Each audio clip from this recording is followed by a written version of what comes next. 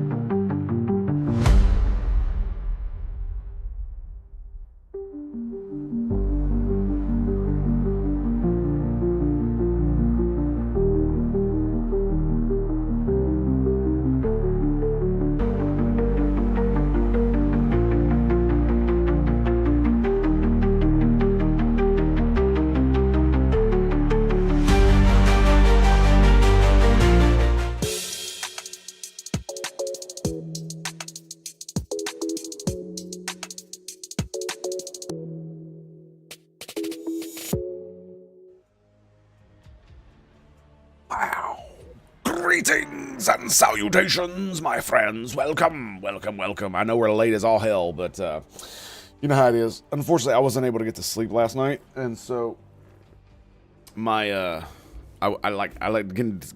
did not get to sleep until way later than I normally do, several hours, in fact. So not only am I late to my stream, I'm also running low on sleep. So, yikes! All right, my dudes, my bros. Hang on, let me put my brace on, and then we'll get started. So, my dudes, my bros, my homies, I don't know if you're ready for this, but I most certainly am. We're going to get into the right here in a second. So, that note, my friend, if you would please join me in the most amazing thing since human creation. It's called the simultaneous sip, but all you got to do, my dudes, is grab that cup or mug or glass. Grab yourself a tankard, chalice, or a stein, maybe a canteen, jug, a flask, a vessel of any kind. You fill it with your favorite fluid. I like, that's right, it's my morning coffee. It is Tango made. And join me now, friends, for the gloriousness, the stupendosity, the absolute awesome sauceness that is the simultaneous sip. Brothers of the waffle, citizens of the Tango Hotel. Right, it's happening right. Freaking now, go!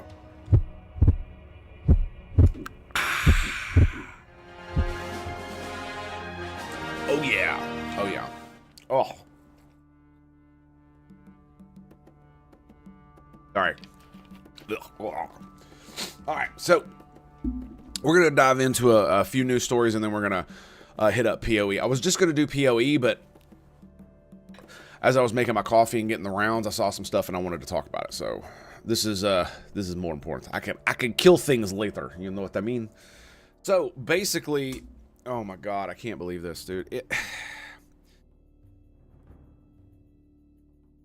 Sean, the actual Justice Warrior, I love this guy. And this right here signifies exactly how I feel about this, I think.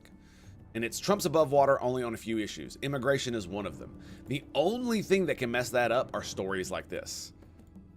And we're going to get into it. Improper deportation to foreign pension to a foreign prison, creates sympathy and can undermine all legitimate deportations. The Trump admin should have fixed this day one. 100% agree. My man is fucking cooking. He is absolutely right. And if you want to know why he's talking about this, listen to this bitch speak.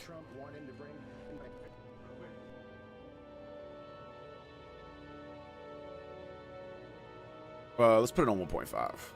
Y'all motherfuckers ain't autistic. President El Salvador is coming to the White House on Monday. Does President Trump want him to bring Kilmar Abrego Garcia with him? The Supreme Court. Okay, it's still not loud enough. Let's turn it up. 2 decibels. Court made their ruling.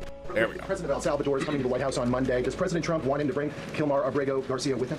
The Supreme Court made their ruling last night very clear that it's the administration's responsibility to facilitate the return, not to effectuate the return. I believe the Department of Justice just filed another brief in the lower court. I would defer you to that for any updates. But as you mentioned, President Bukele will be here at the White House on Monday to talk about the cooperation that is at an all-time high. And we very much appreciate President Bukele and El Salvador's cooperation and the repatriation of El Salvadorian gang members who the previous administration allowed to infiltrate our country. Sure. Thank you very much, sir. Real quick, President El Salvador is coming to the White House on Monday. Okay, so if you didn't understand what she meant, basically we discussed this, it was either yesterday or the day before, where we went through the Supreme Court's decision where they ruled 9-0, unanimous decision for the return of this individual, Abrego Garcia. And it did leave a little bit of ambiguity insofar as the fact that the court putting a deadline on it. I believe the Supreme Court ruled that it was it possibly went beyond that because the deadline had already passed, it didn't matter, and the way the order was issued may have been reaching a little bit beyond the court's power, and so it got knocked down to the lower court to define terms, kind of deal. But it did rule that they should essentially, like they said, effectuate, whatever the fuck that means. And so basically what they're doing is they're splitting legal hairs. And the problem is not the fact that he may be some kind of fucking gang member or whatever. It's not even that, right? It's the fact that you now have the Supreme Court that's unanimous in this, and they're still bullshitting. This should have been something like Sean said, should have been corrected day one. It should have been like, you know, this is a great dude, or, you know, he was protected and, you know, he turned on MS-13, and so we're gonna, you know, blah blah blah, whatever the fuck bullshit you want to blow smoke up everybody's ass, but just fix the fucking problem. I don't care what kind of propaganda fucking bullshit you spin on it. Like the arguments, oh, what's up? Akadab, greetings and salutations, my friend. So I don't give a fuck what you propagandistic spin you fucking put on it to make yourself look good by blowing smoke up everybody's ass. I don't give a fuck about any of that. What I care about is what's actually done. And so there was an argument to be made that the man could have been deported, right? There was an argument, and the court said, nah, we don't believe that argument. Cool. The court doesn't believe the argument. Fucking fix it. That's how the government works. And that's like, oh my goodness. And Sean's right, dude. They're gonna. This is going to affect their. If they keep fucking around, they're gonna find out. They're gonna find out. Especially because of people like me. Because I do support the president always, right? So when Joe Biden was president, I supported him. When Trump was president, I supported him. I supported Barack Obama. I supported George W. Bush as much as I didn't like any of those fucking assholes, right? But the point is that this will absolutely turn the vast majority of the population, even people that like you, against you. It will. Ignoring the courts is crazy. Everything Trump has gotten on immigration has been through executive action. The next president could reverse it all day one. All these sycophants who are cheering on everything, regardless of its good policy, will lead to his undoing, which means a return to Biden's border. Yep. See, this is the thing. He was granted protection from deportation, judge in 2019. That's called due process. Post-arrest during Trump's first term. They determined he was in danger from the gangs. There's a process to undo that. The admin didn't follow it. Bingo. That's my big thing. Is like they made an argument that, hey, we can deport him because of the Alien Enemies Act, blah, blah, blah, blah, blah, yada, yada, yada, what the fuck ever. And it's like, okay, I'm listening. It sounds kind of fishy. But they're making an argument and they're taking it to court. Fine. You can that's the legitimate thing to do. But they lost. They lost. They didn't follow what they were supposed to do, and they lost. Pretending there is no issue isn't worth losing all good policy. Boom. Like, and the thing about it is like what this is the way they should have done it. If they wanted to remove his protected status, they should have done that in the first place. But when they fucked it up and sent him anyway, they should have brought him back, put him in a courtroom, removed the protections if they can, and then deport his ass again. Like, and make a show of it, because that shows, oh yeah, we made a mistake. We were jumping through the bureaucratic loopholes and we fucked it up. Our bad. Here, let's fix it and show everybody that we're gonna fix it. And then what you have is like all the progs would scream anyway. All the fucking blue team players who are just partisan hacks, they'll scream no matter what you do. So it doesn't matter. But the vast majority of Americans would see that and be like, okay, yeah, everybody makes mistakes. We all get that. Look, they fixed it, and they did it publicly. You know, oh, we're the most transparent administration ever. Yeah, that was what that would be if they had done that, but they didn't. Blah, blah. Fucking hate that shit. And this. Was there any more on the deportations? No, I don't think there was. I just wanted to touch on a few of these. I don't want to really get into them too much. But yeah, we already went into a lot of this. And honestly, like, you know what would be a really baller move? I'm just going to say this. After all of this, if Garcia shows up with the president of El Salvador, if the president of El Salvador actually brings him, and it was like some kind of stupid shit. I know it's dumb. It's like, oh, fucking, what's the word? I'm imagining too good of a scenario. Yeah. But I mean, it wouldn't fix any of this shit, but it would be definitely entertaining. Let's just put it like that. That would be the most entertaining outcome out of all of this, is if after all this bullshit, they just bring him back and we're like, yeah, we made a mistake. Here he is. And we're gonna bring him to the White House, and we're gonna fucking show him a good time, and then we're gonna fucking pay recompense, and here we go. If they did that, it wouldn't fix the fuck up that they made, but it would go a long way to like fixing the bad image Because because here's the thing, because every time someone brings up that, oh, they deported him illegally and they blah, blah, blah, the court, everybody's going to be like, yeah, but they brought him back. And they paid recompense. So it's like, yeah. So if they pivot hard, they could still save it. But I don't think they're going to do that. And this is one of those things where it's like we're discussing like possibilities. You know, I really need to save this. I need to get that thing. Anyway, I need to go down there and get that. So this dude right here, Wisconsin 17-year-old, murdered his parents to fund a plot to kill the president and spark a revolution to save the white race.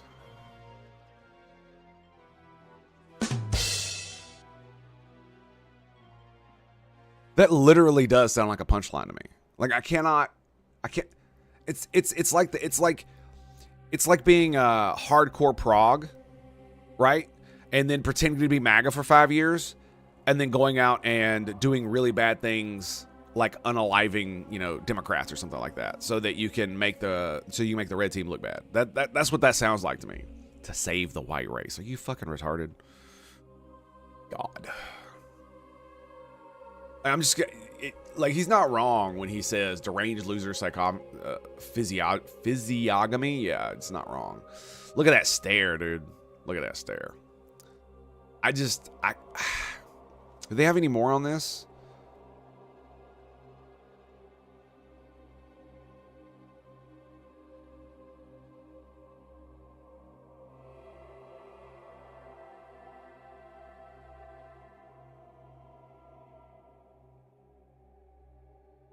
Damn.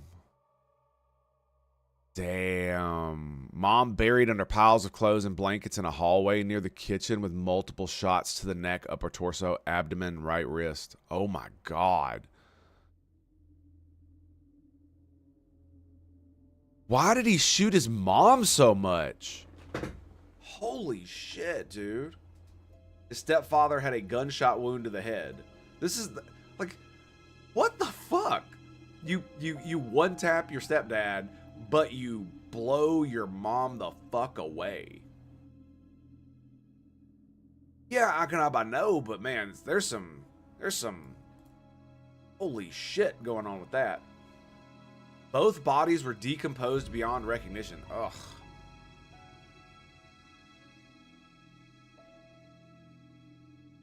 That's crazy. That is insane. Like, maybe he's asking this for entertainment purposes, but this is half the problem right here with everything in our discourse about politics, is that anytime something like this happens, this is what the hacks jump on every fucking time. Heavy abuse situation, true. That's entirely possible. His stepdad could have been beating the fuck out of him for years, and his mom just facilitated it, and so he hated his dad, yeah, or he hated the stepdad, yeah, but his mom like let him, but his mom let him do it. So I can understand that, yeah, I could definitely see it. I mean, it doesn't make it right, obviously. Yeah. Look, bro killed 3 white people to save the right race. Yep. I'm assuming they're talking the third white person is himself, or tried to kill 3 white people, so he was going to kill Trump. That's right. I imagine the reason the whole Trump thing was there was because it was one of those things where he would turn him into a martyr and it would rally the white race. Yeah, that's not going to happen. No. Moldova, a small Eastern European country and former Soviet republic that lies between Romania and Ukraine. Though it's unclear. Yeah, okay. We're just not gonna. I saw this too, and this like hit me hard. So, masculinity isn't toxic. It's men who aren't masculine who are toxic. 100% right there. Weak, little men use and abuse women instead of protecting and loving them. 100%, absolutely. Our society is suffering from a shortage of real masculinity, and it brings great harm to women and children. There is a video I am going to show you, but I need to do it off. I need to pull it up off screen.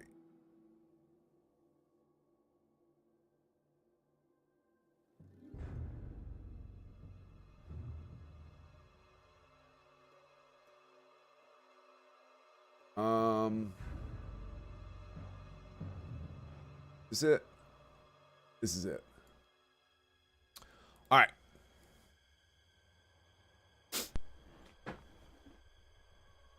This man, watch. See this? See this?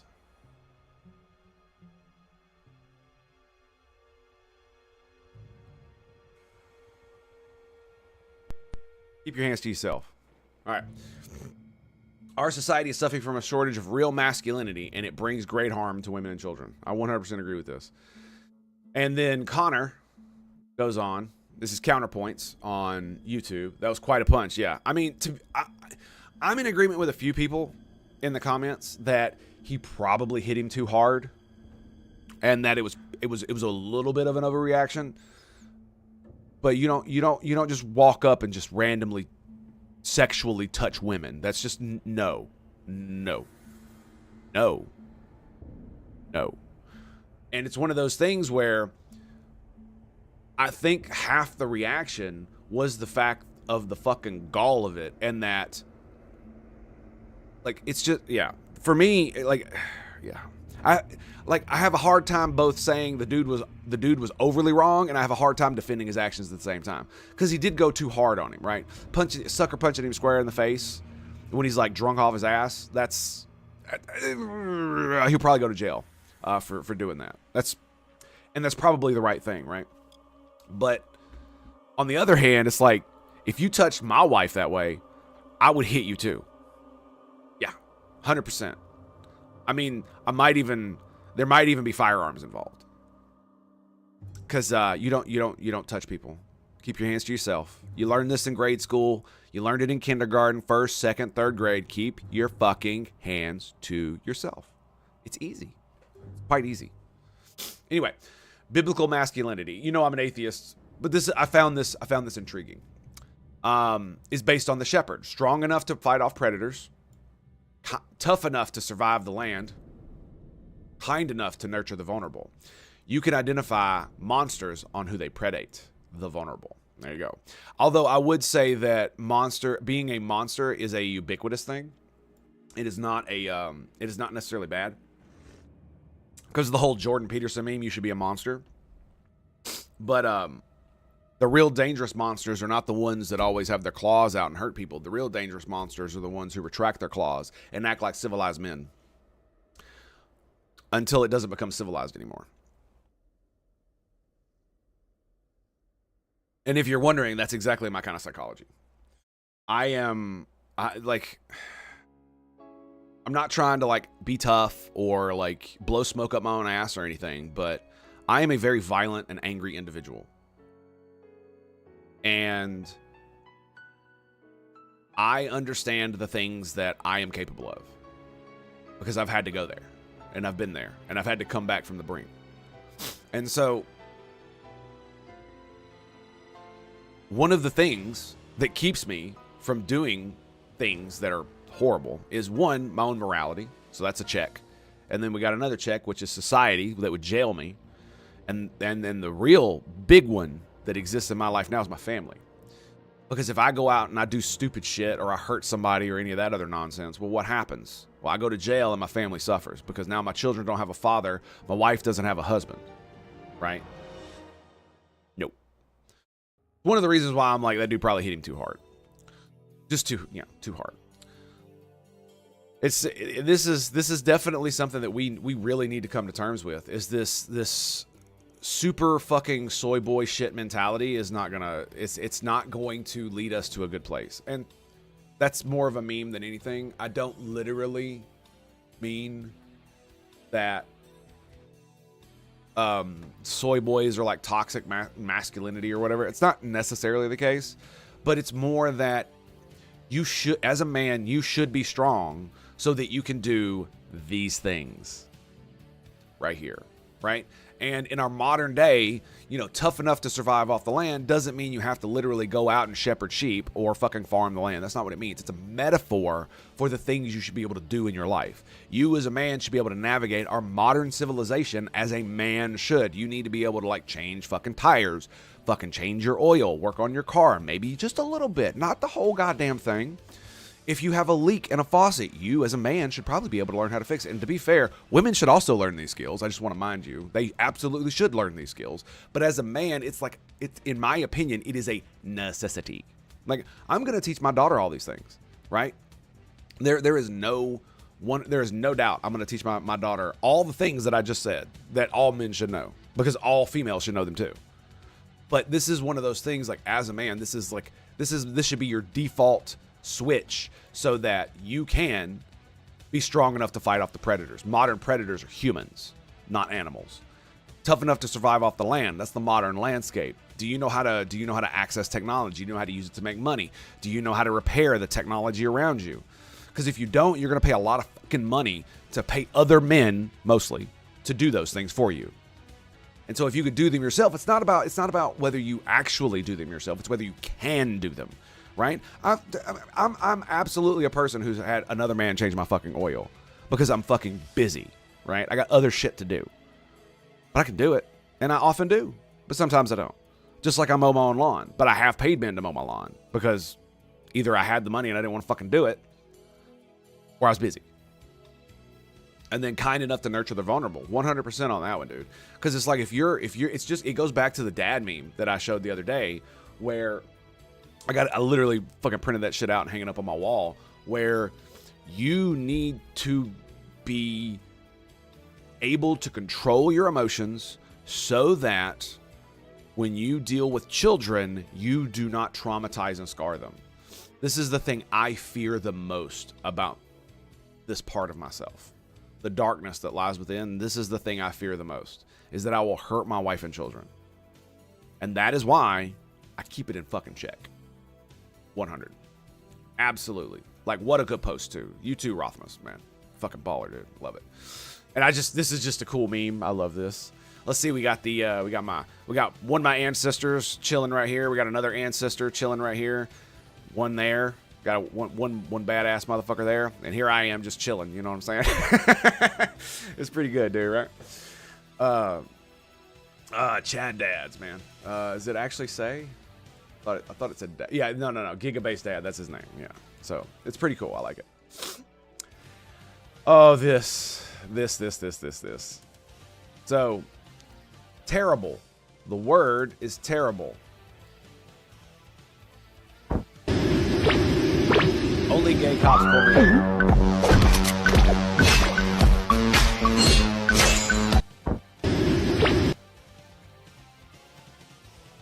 Why is it terrible? That's fucking funny. Literally, sticker says only gay cops pull me over. Gets pulled over by the world's gayest cop. It's comedy. It's literally fucking comedy. Like, what the fuck? This individual assumes it's because it's a furry art style. I never gave a fuck about any of that. That shit's funny. That 100%.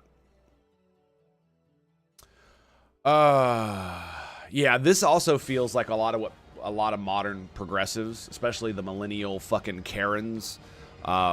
This definitely feels like it's their personality type. The millennials fuck you got mine is that they all posted slurs, threats, and various cruel shit online and made fun of every group imaginable with no bounds, with no holds barred, constantly before getting woke, and policing every single word Zoomers say. Yep. How many of them? Wolf greetings and salutations, my friend. Sorry if I missed you, buddy. My bad. I'm into it today. But this definitely one of those things. It's like, it feels like it's one of those deals where it's like mostly true, but you know, it's not every person, because obviously this is not me. I continuously advocate that Zoomers and every other generation after us should be able to do exactly this. Not the threats part, because obviously that's illegal. But like, absolutely. How many you want to bet on a bunch of these millennial Karens, male or female, doesn't matter, dropped N-bombs like every fucking day back in the day? You know what I mean? You know they did. You know they did that, and that's why they do this shit, is because they feel guilty. Yeah, that's what it is.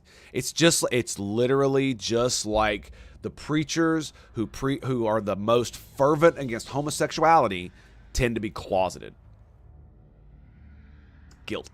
Guilt drives them to be zealots. Hence why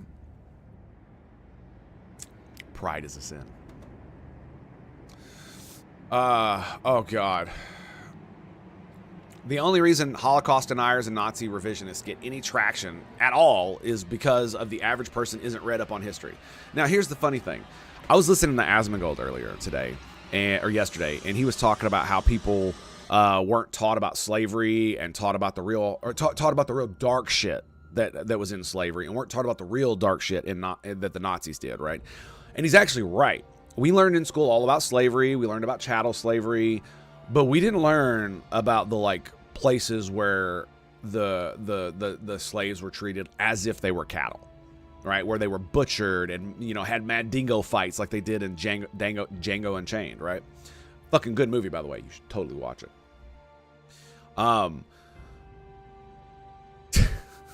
Like, I'm telling you, man, Leonardo DiCaprio was a fucking masterclass, dude, in that movie. Like, absolutely pure, unadulterated evil. And Samuel L. Jackson just, brought it, man. It's such a good fucking movie.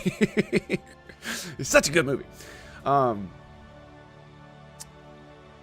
Anyway, so they didn't really teach you about the really, really dark shit. But most people in the American education system were taught. Not surprisingly, they were got an Oscar. I know, dude. Like, playing a good villain is a lost art these days because most villains are just evil. And don't get me wrong, Leonardo DiCaprio and Samuel L. Jackson's characters were evil, and they were portrayed as such, and maliciously so. But they had an air of respectability. They had a, they were intelligent, and they were Machiavellian in their machinations, right? And in their hatred. It was very, very good and very compelling.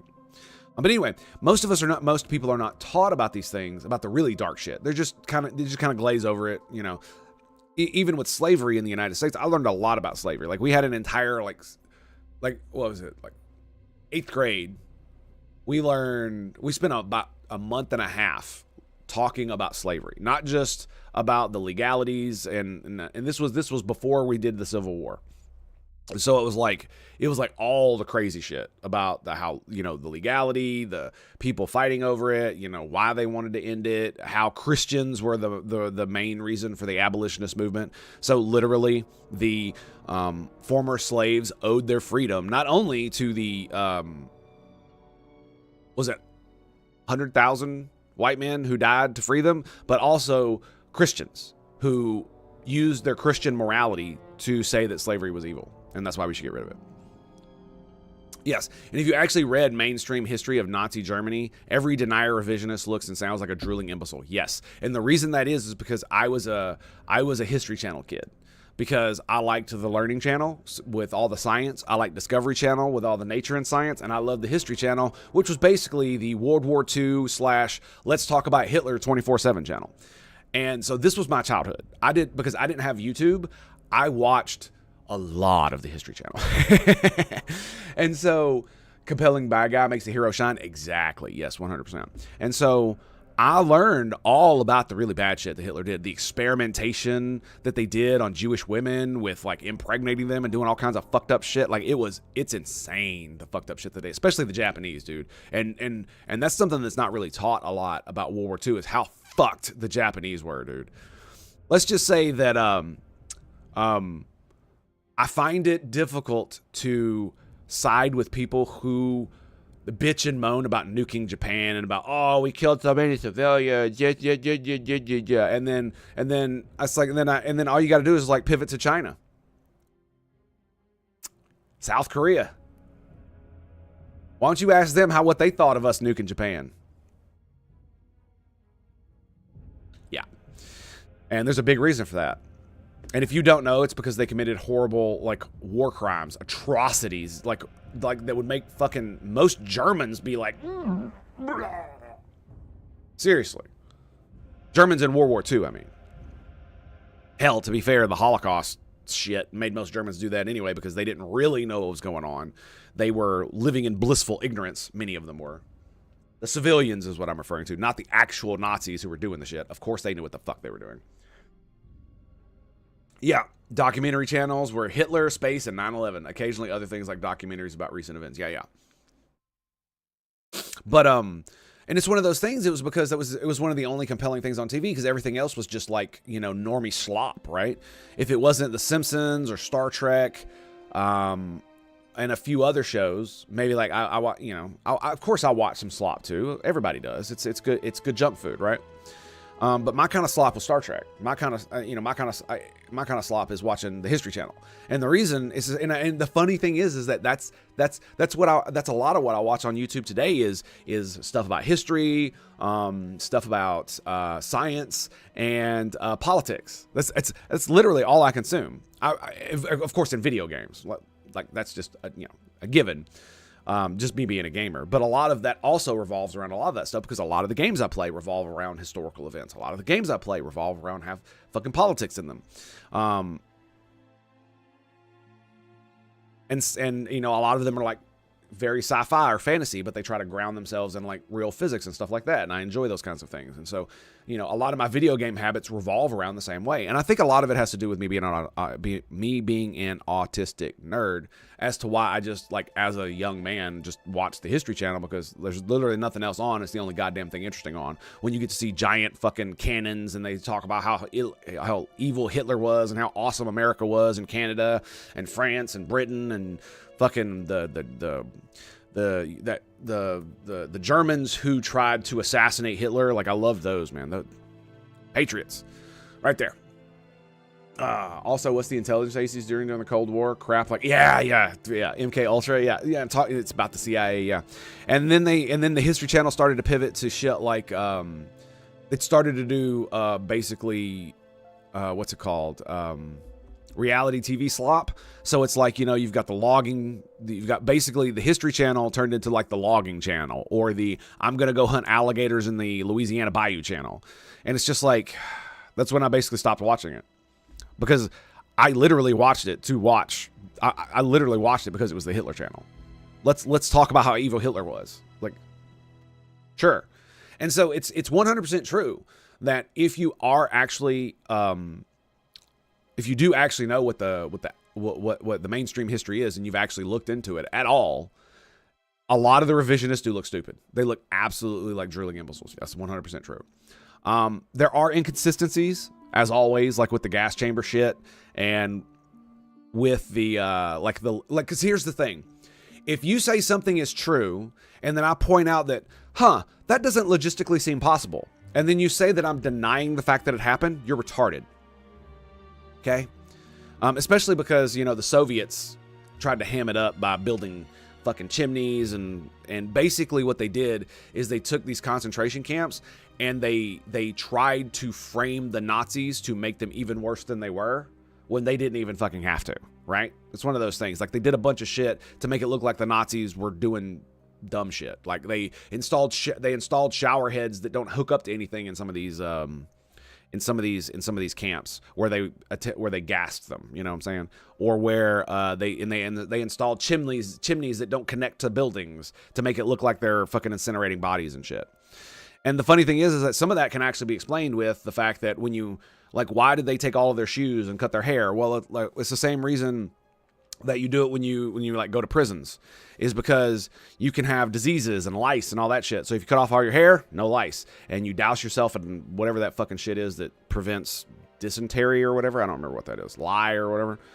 And then you take off all your clothes, because it literally, you're in a fucking prison camp, so they're gonna give you clothes. That's number one. And number two, your shit might have fucking lice and diseases and all kinds of shit on it. So let me just say it like this. Let's pretend there is a world where the Nazis weren't the most evil fucking things on the planet, okay? So even if they were just rounding up the Jews to segregate them off from the rest of society, like we did in the United States of America with the Italians, the Germans, and all them, we did very similar things to them, except everything that was bad about it, right? Most of the stuff that was bad. And so, just logistically speaking, you have to do those kinds of things if you're going to put a bunch of random people from all over the place in a prison camp where disease can spread very rapidly. Not only that, if you have very rapidly spreading diseases and you have people that are dying, even if you're not murdering them, you're going to have to do something with the bodies. So you're either going to have to bury them far away, or you're going to have to burn them so that they don't infect other people, including your guards, right? So there are logistical reasons that all these things exist. That doesn't mean that they weren't exterminating the fucking Jews, because they absolutely were. They literally wrote it the fuck down. So, and we have like some of the first like computer cards that were literally like used to track this shit. It's insane. And so, yeah. So, and because people don't understand the nuances of those arguments, they're not arguments against the Holocaust happening. They're like, this part of the story doesn't make sense logistically because X, Y, and Z. It's like when you invent a fantasy and you create a magic system that doesn't make fucking sense. It's not even internally consistent. Not whether it like defies physics or whatever. It's not even internally consistent. Where you know, a dude uses a magic spell here and it works, and then he uses it somewhere else and it doesn't work, and you come up with some bullshit Deus Ex Machina reason as to why, or why the hero saves the day. You know, all that stupid shit. That's kind of what I'm getting at, is that there are logistical things about these gas chambers that don't make fucking sense. In some places, especially especially when you add into the fact that the Soviets were doing fucking propaganda by fucking installing shit and building shit that they fucking were trying, so they could shit on the Nazis even more than they already needed to. And honestly, the reason the Soviets did that wasn't because the Nazis were bad. It's because the Soviets were bad, because they were doing really bad shit too. And they were trying to deflect blame. I've seen the blankets made of human hair, and also, yeah, effectively treated like cattle, 100%, no doubt. Like, especially like lampshades made of human skin. Like, come the fuck on, dude. Like, seriously, man.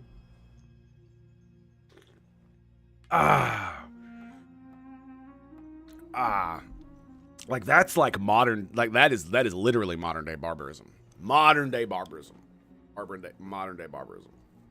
And so this is 100% true, and it really does do a disservice to everyone when we allow this to happen. And a lot of it is our education system. We do not teach enough about the really bad shit that happens. And the funny thing is that all you really got, it's not even that you really got to teach. Just play them the History Channel in school. You know, maybe like once a week, watch an episode of the History Channel, or like, you know, 20 minutes of an episode about how fucking Hitler was bad, or about how slavery in the United States was so horrific.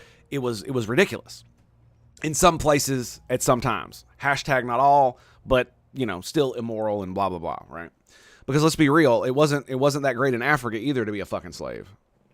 But yeah.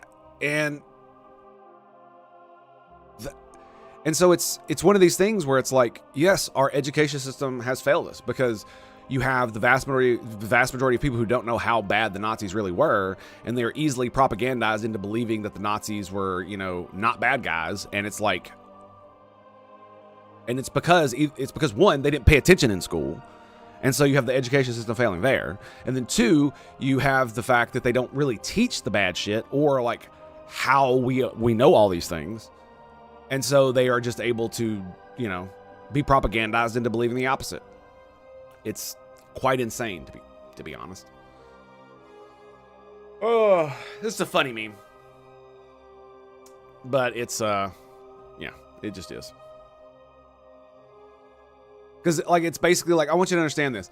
Dire Famine by 75. This guy right here, who wrote this book, the Dire Famine book, is still cited as one of the best credentialed individuals on climate change and human population shit in the entire world. I want you to understand that. He wrote a book that was so fucking wrong. So fucking wrong. It's called I believe it's called The Population Bomb is the name of the book. It was so fucking wrong. Basically mass starvation, 1 billion people dead, all this bullshit. All wrong. And people still invite him to fucking talks and all this other bullshit because he is on the right side of history. It's insane. Insane. Slavery, but the American elites industrialized it? Yes, that is one. Yeah, that's it right there. The American elites industrialized it. And that's one of the things that Asmongold pointed out on his channel is like, slavery wasn't an American thing. Slavery was an American elite thing. Because it was like less than 1% of the population of the United States owned slaves. And adjusted for inflation, if slavery was still legal, and you adjusted for inflation based on what it cost back when slavery was legal, a slave today would cost between $40,000 to $100,000. That's a good car, right? And you're not just going to buy one.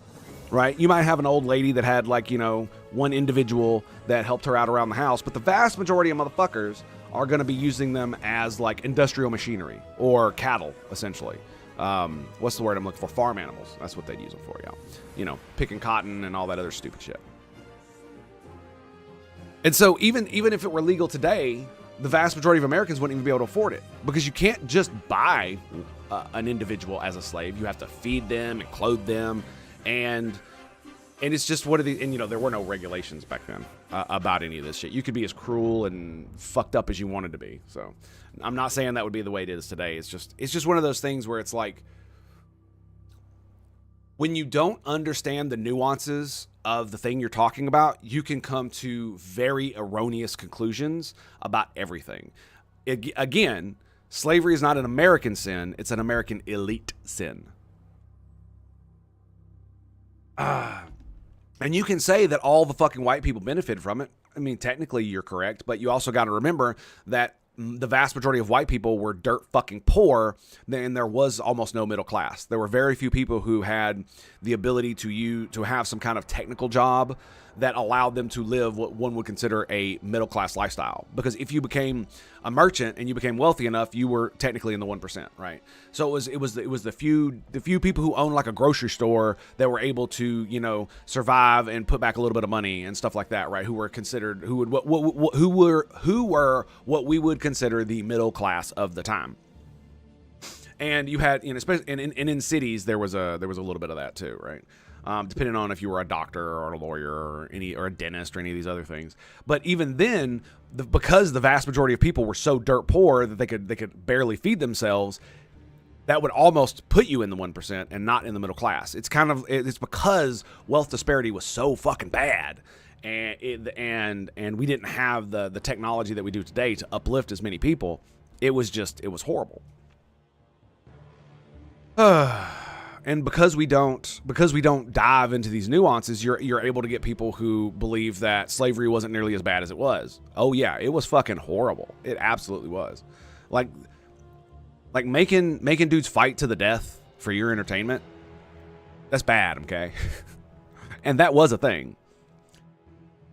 But yeah, slavery was always bad. You're correct. Even in Rome, where slaves had like legal rights and shit, it was still fucking bad to be a slave. Your master could still do all kinds of horrible things to you. Under the color of the law, mind you. But it doesn't matter if you could own property or had legal status. You were still owned by another fucking human being. And in many cases, you could even though you had legal standing as a slave, and you could own property and all this other interesting, like, nuanced stuff about it, your master could still most slaves, your master could still kill you, and yeah. Who's gonna seek recompense? Your family, who's also enslaved by the same person? Yeah.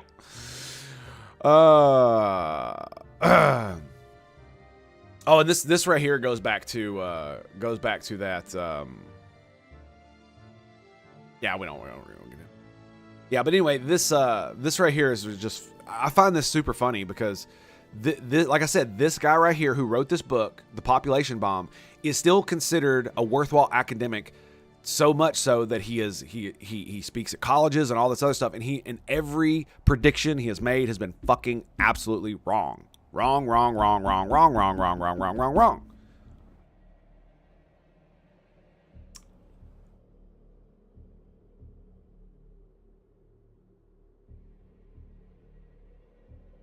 And it really, really fucking bothers me. Because the thing about it is that climate change is a problem. 100%. It always has been. We, as humans, have had to adapt to the climate continuously our entire existence. When we came out of wherever the fuck we came from, whether it was Africa or Australia or where the fuck ever, we had to adapt to new climates. That's why our skin color changed, right? That's why our habits changed. When you live in a place that's warm and has a fair amount of food all year round, you need a different kind of mentality than if you live in a place that's literally covered in snow for like a third of the year or a half the year in some cases in Europe, right? So you have to have a completely different mentality, and you get less sunlight. This is why white people have lightened skin, is because we need the rays of the sun do not give as much vitamin. Let me pay attention. At the higher latitudes in the northern hemisphere, the sun is at a more steep angle, so therefore it brings less energy on per square meter of space. And so if you're standing in that square meter of space, you're getting less UV, less vitamin D, less everything that the sun can give you, and so you're not getting enough. This is why if you are a dark-skinned individual and you're living in a wintry place, you should probably fortify your diet with vitamin D, because you're not going to be getting enough from the sun, because there's not going to be enough sunshine, right? Because this is why if you have dark skin, you can, and you live in a place like Africa, you can, stand out in the sun all day, and you're not really going to get overly sunburnt, and that's how you get enough. That's how you get your vitamin D.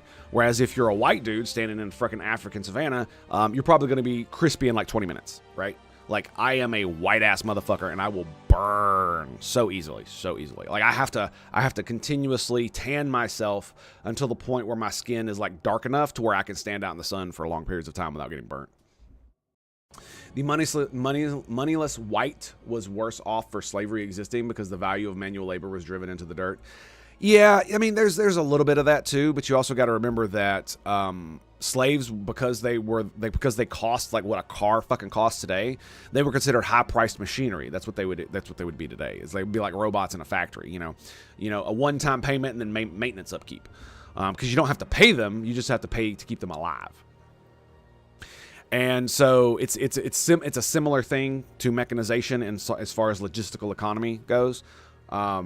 But yeah, I mean, you're not wrong, but it's also one of those things where if slavery weren't legal, would the whites in the United States have had better lives? Maybe. I don't know.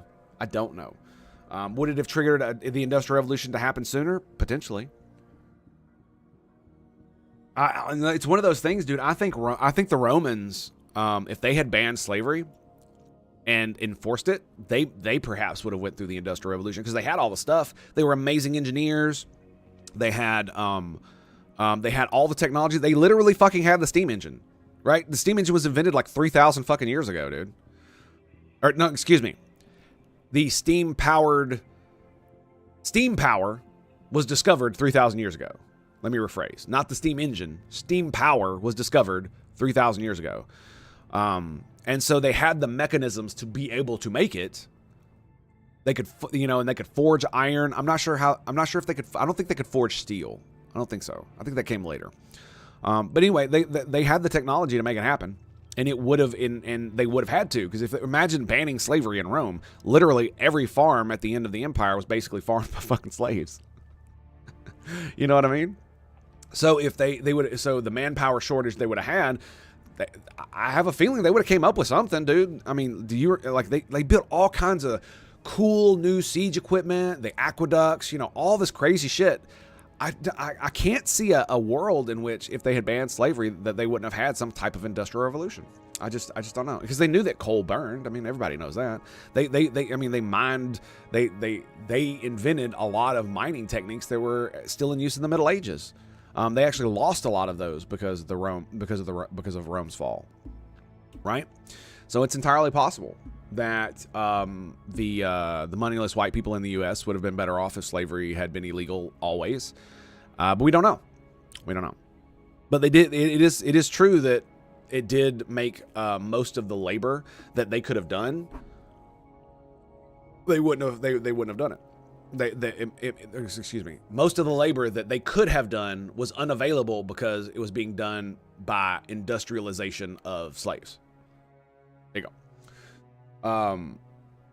Yeah. But yeah. So as far as, like I was saying about climate change, it is a problem. We need to adapt to it. We're not going to save the planet by cutting off emissions. That's just not going to happen. And the whole thing about coal, when Trump says clean coal, I've already explained this once. He is talking about the fact that we scrub our coal factories, the places where they burn coal factories, coal burning plants, the places where they burn that shit, they scrub it. And so what that means is that almost 99% of all the toxins and pollutants that is in the coal exhaust that comes out is removed before it is released into the atmosphere. This is way better than China does, and pretty much any other country outside of the West does, because it's expensive. It's very expensive to run scrubbers because because the water eventually will turn, super toxic, and it won't be able to filter anything anymore because it'll be saturated, and you'll have to clean the water, recycle it, get rid of the toxins. So it's a very expensive process, but it's fucking worth it, right? It's absolutely worth it, because even with the scrubber's expense, coal is still one of the most energy dense materials that we can use to make power that we have. And if you compare energy density versus mortality versus how easy it is to get out of the earth, coal beats every fucking other form of energy outside of nuclear power. And the only reason nuclear power doesn't beat it hands down flat out is because the green motherfuckers that said all this stupid fucking shit right here, they're the ones that said we shouldn't have nuclear power. They're the ones that did this, right? All of this bullshit, climate change since the 60s. And what do? What do they fucking do? They make the public so afraid of nuclear power that we haven't built one in like 50 fucking years. One consistent issue in sub-Saharan Africa was getting folks to think ahead, to do stuff like stockpiling food between harvests, not because they were stupid. Well, it's because it was summer all year round. You will never develop a mindset to prepare for the winter. Yeah, exactly. It's just not within their... Exactly. It's not because they're stupid. It's because it's literally outside of the paradigm that they've existed in for however long they've been around. So how do you learn to prepare for winter when you never really experience a true winter, right?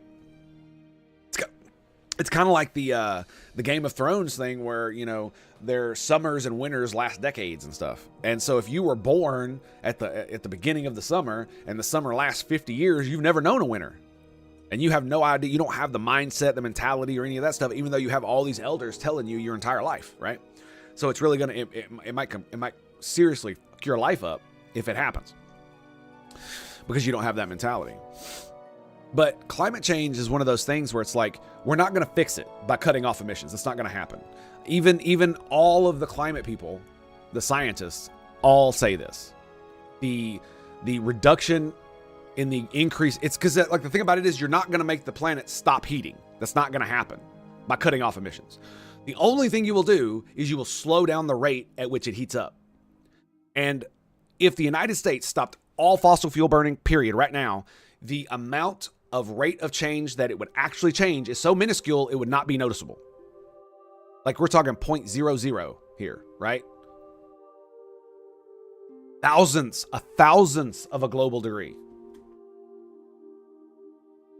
That's a fucking rounding error, bro. And that's if we stop all fossil fuels. It's not gonna make the temperature go back down. No. It's just gonna take the curve where it goes up, and it's gonna do it like this. That's it. And it's gonna do it so slightly you'll never notice it. You'll never fucking notice it. And one of the reasons is because China isn't gonna stop polluting the air. India's not gonna stop polluting the air. They have 1 billion people to feed each. You think they're gonna stop burning coal? You're fucking retarded.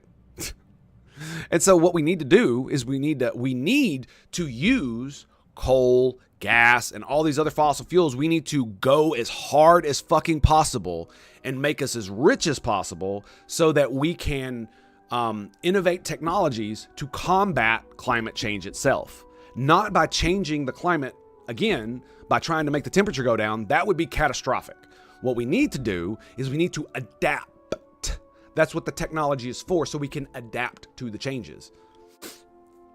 I've read currently we are coming out of an ice age. I mean, we have been for the past 10,000 years, right? Yeah, but the last ice age ended 10,000 years ago. We are technically in what's called an interglacial period. So the last ice age was 10,000 years ago, and we're about, give or take, 1,000 years away from the next from the glaciers coming back, because we're not. How should I say this? I want to say it scientifically, but I can't remember exactly how it's stated. We're in an interglacial period between two ice ages. So what that means is that the glaciers retreated, but they're going to come back. And so the thing about it is that the temperature's already been raised enough to where the difference between modern day and an ice age is like 5 degrees, right? And we've already raised global temperature, if you believe that's a thing. I kind of don't, but that's because it's a very logistical argument we don't need to make right now. But if you do believe in it, we've moved the temperature 1 degree. So that's like a third of what an ice age is. So here's the funny thing. Us burning fossil fuels, if it actually does do the thing that the scientists say it does with the runaway, with the greenhouse effect, and I don't necessarily believe that either, then we are literally preventing the next ice age. Or more to the point, we're making the next ice age more bearable. Potentially. And obviously, I could be wrong. I am not a climate professional. But this is what I've learned over the fucking last decade. I've been fucking looking at this shit.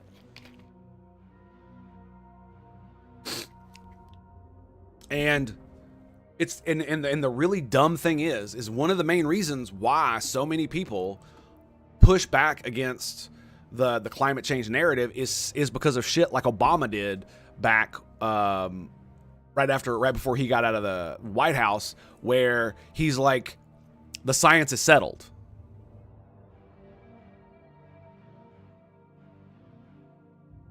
No, it's not. The only thing that we have settled on is that the climate is changing and that humans play some part, but that is a huge area of contention as to how much we play and how much we affect it. And whether or not, if we were to stop doing that, if it would change the effect. Because the thing that you got to remember is that the planet can warm and cool naturally on its own without our interference at all. So if the planet is naturally warming on its own, which it probably is due to the fact that in the 1700s, we had what's called the Little Ice Age, called the Maunder Minimum, where the sun was at its like lowest output of solar radiation in the Maunder cycle, or whatever the fuck it's called. I forget what it's called at the moment. Or in the cycle of solar radiation, it's at a Maunder minimum. It's named after the dude who discovered it. Blah blah blah. And that's what the Little Ice Age was, where the River Thames froze over, and in the United States of America, or at least in America, winter we never had summer that year. The year that actually hit the minimum, we didn't have summer in some parts of the U.S. It was basically winter all year round, like super fucking cold. And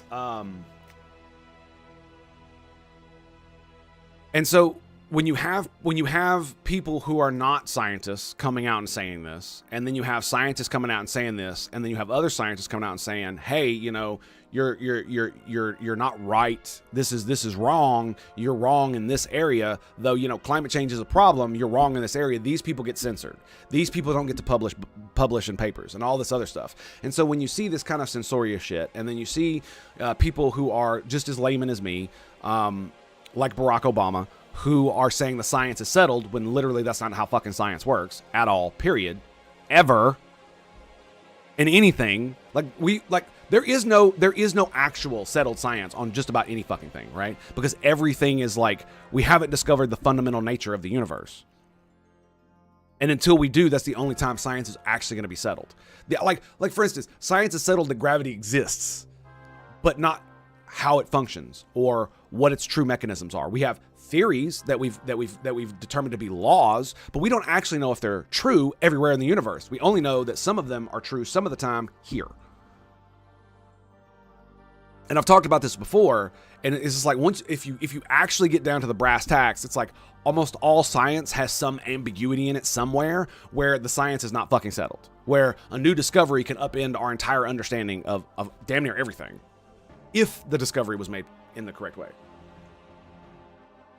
And so saying the science is settled basically shows that you're a Luddite trying to propagandize the normal population into believing credentialism over the actual science. And the problem is that the vast majority of us do believe in credentialism. So if a dude in a white coat comes out and says something, we're pretty much going to take it at face value, even though we understand that they're human, that they can be corrupt and they can be bought out. We know this because how many scientists were like, oh, cigarettes are completely safe, blah, blah, blah, blah, blah, blah, blah. You know, just yeah. It blows my mind that people just can't accept the reality that the climate change narrative could be completely, you know, inaccurate and false. in a way that is extremely detrimental, because it's one of those things where if we like I said, we need, especially in the West, where we have the cleanest air regulations, so that when we do burn these fossil fuels, they don't pollute as much as India, they don't pollute as much as China, and they don't pollute as much as any of the other third world countries, because we care about our fucking air and we want it to be clean. We know what happens when you don't have clean air. We've been there, we've done that. We don't want to go back there. I don't want to go back there anyway. And so we do need to go fucking hard on fossil fuels, so we can, one, because here's the thing. The more humans you have, the more computing power the human race has, right? Because it's essentially like this. Humanity is a giant computational device, right? Think about all the things that we as humans enjoy now. Computers, all this crazy fucking tech shit, you know what I'm saying? Where'd all this come from? Well, it's like 10 to 20% of the human population actually makes all this shit, right? They're the reason we have this. It's the Pareto principle. And they keep the rest of us afloat by doing all this shit. And so what that means is if you have more humans total, if you have more humans in total, then what that means is that 20% is larger. And the larger that 20% is, the more likely you're going to get amazing, crazy tech that's going to change our entire fucking existence. And so the only way to do that now is to go hard on fossil fuels, because energy is the main fucking driver of humanity's ability to sustain itself, right? The more energy you have, the more comfortable your life is, and the more you can use your brain power instead of thinking about, oh, I got to walk 2 miles to go get water, and then I have to light this fire with wood, and I have to live in a hut that is completely, you know, got tar all over it because I have to burn an actual fire instead of using, you know, a cleaner material like kerosene or an electric heater or something like that, right? So when you have to think about all that other bullshit, you can't think about climate change. But if you uplift all these people with energy and do that, then they will have better lives, and they will be able to think more about this, and you will have more people in the pool of the 20%. That the whole population, like, think about it like this. We have, let's just say we have 8 billion people, you know? So 20% is like what, 1 billion, right? I think. Yeah, 20% is 1 billion. Because 20% of 10 is 2. So 20% of 8 is 1, right? I think. Anyway, it doesn't matter. Let's just do it for easy math. So you have 1 billion people in the 20% for the Pareto distribution that can do this. So what happens if you double the population? 16 billion. Well, now you have 2 billion motherfuckers that keep civilization alive, that invent new tech, that invent crazy new things to clean the environment and new energy and new all this other shit, right? The more brain power humanity has, the more we are able to adapt to climate change, and the better we are going to be able to fight the problems that are going to come along with it. Because the thing that these people forget is that we're not going to destroy the planet. It's not going to happen. We literally do not have the ability to destroy the planet at all. We just don't. We do not produce enough energy. There are not enough nukes. It's just retarded to say that.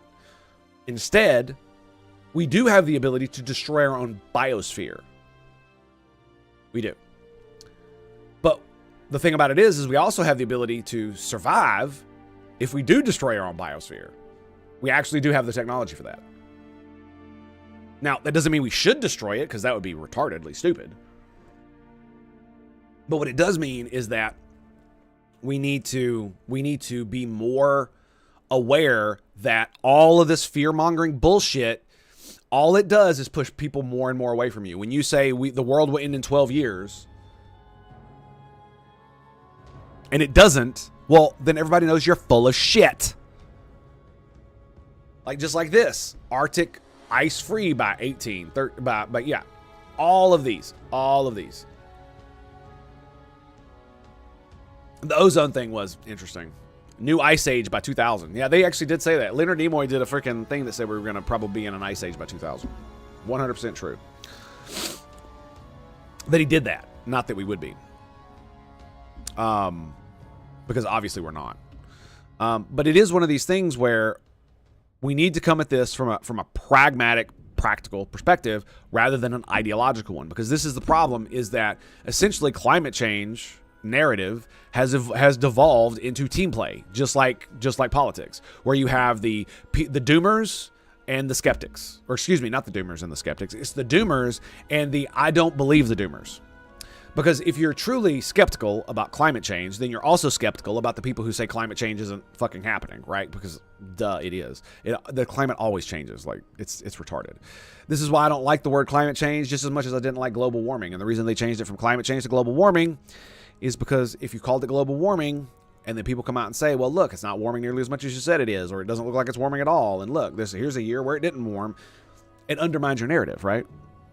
And so the reason they call it climate change is because it's a PR move and it's propaganda.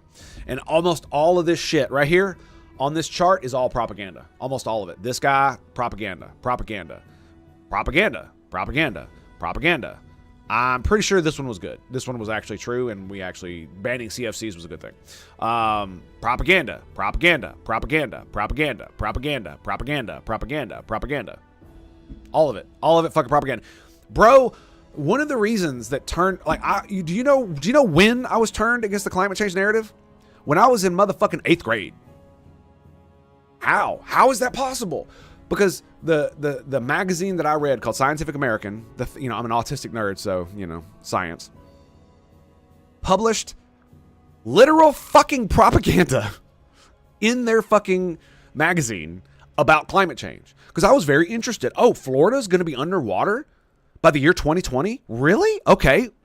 Let's discuss the science. And I read through the thing, and at no point does any science come up. It's all some dude making fucking predictions like he's a goddamn wizard. And it floored me. Like, I literally had to go to my science teacher and be like, am I stupid? Did I just not understand this? And she was like, no, that's pretty much what they were doing. Okay. Like, where's the science? Because most of the time when they do stuff like that, they get a lot of they'll get an expert from one side, and then they'll get an expert that may disagree, and then they'll like interview them and talk to them and like, here's some of the science, let me explain it for you. Here's the other side of this argument. Here's the science. Let me explain it to you. Easy peasy, right? This entire article was just one dude. I'm pretty sure it was one dude, and it was just a gigantic propaganda. Climate change is going to destroy the world. A lot of biodiversity will be lost in the coming decades. Yes, indeed. But like, if you are a bug that exclusively feeds on a plant that blooms every 4 years, like, what are you doing? I mean, it's a niche. That's just how it works. Right. There was a thing that we'll get into that in just a second. But yeah, this is the problem I have with this, is that these people, see, this is the problem, is that anytime you do something where you come out like this with this bullshit, this shit right here, what you're going to do is you're going to create an entire sector of the population that's going to stand against you because you're an idiot. Because you're doing shit like this. Because you're literally pushing propaganda. This is why Al Gore is a fuckhead. Is because if he actually wanted to save the environment and save all the stuff that he talked about, he would not have made An Inconvenient Truth. Because it was all propaganda. It was all fucking, almost all of it was fucking lies. Right? Now, let me rephrase. Okay, that was a bit hard. Let me rephrase. To lie, you have to know that you're lying, right? It's a thing that you have to know that you're doing. So it's entirely possible he believed all of it. And it's entirely possible they all did too. So they could just be wrong. So excuse me, I'll walk that back. Not lying. It just feels like it because every time somebody brought up the fact that something in his movie was bullshit, deflection, right? So they were wrong. A lot of it was wrong. It predicted New York underwater. I'm pretty sure it predicted no ice, Arctic free ice by, I think it was 2010. And that the polar bears were going to disappear. Snow is disappearing. All that shit was in The Inconvenient Truth. And it was all bullshit. Go back and watch it. None of the predictions came true. None. Zero. Zilch. And you know what's funny? I remember this time when they were they had this, I think they were showing the film somewhere or they were having some kind of thing. And Al Gore was part of it. And what they did to emphasize that climate was changing is because it was in the middle of the summer. They turned off the air conditioning in the presentation hall and opened all the windows so that people would be hot as fuck the entire time they were talking about, you know, how the globe is warming. Yeah. Look, here's the thing. Propaganda is not a bad thing, but if you are factual and you've got the evidence to back it up, especially when you're talking to someone who is an intellectual and who isn't just some normal schlub, whatever the fuck that word is, then you should be able to present your argument without overly much propaganda, right? You obviously want to present it in a way that's easily digestible, right? But you wouldn't need to open the windows, turn off the AC, and make everybody suffer in 100-degree weather to prove your fucking point.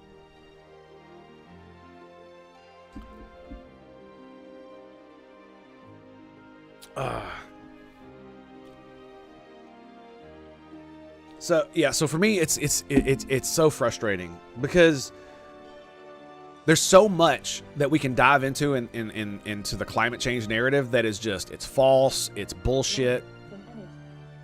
Hang on a second here, boys.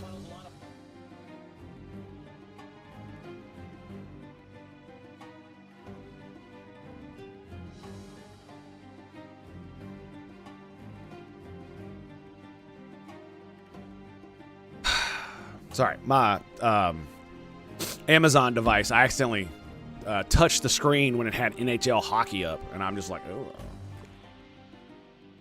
And so it started fucking playing the damn game. I'm like, oh, no. But anyway, it really bothers me because there are legitimate concerns when it comes to a lot of these predictions, and a lot of it is just ignored. And that's the problem that I have. And even when I watch Destiny, right, do an interview with an actual climate scientist, and do you know what this motherfucker said? Oh yeah, people like AOC and all the people who are saying all that stuff, like they're obviously wrong.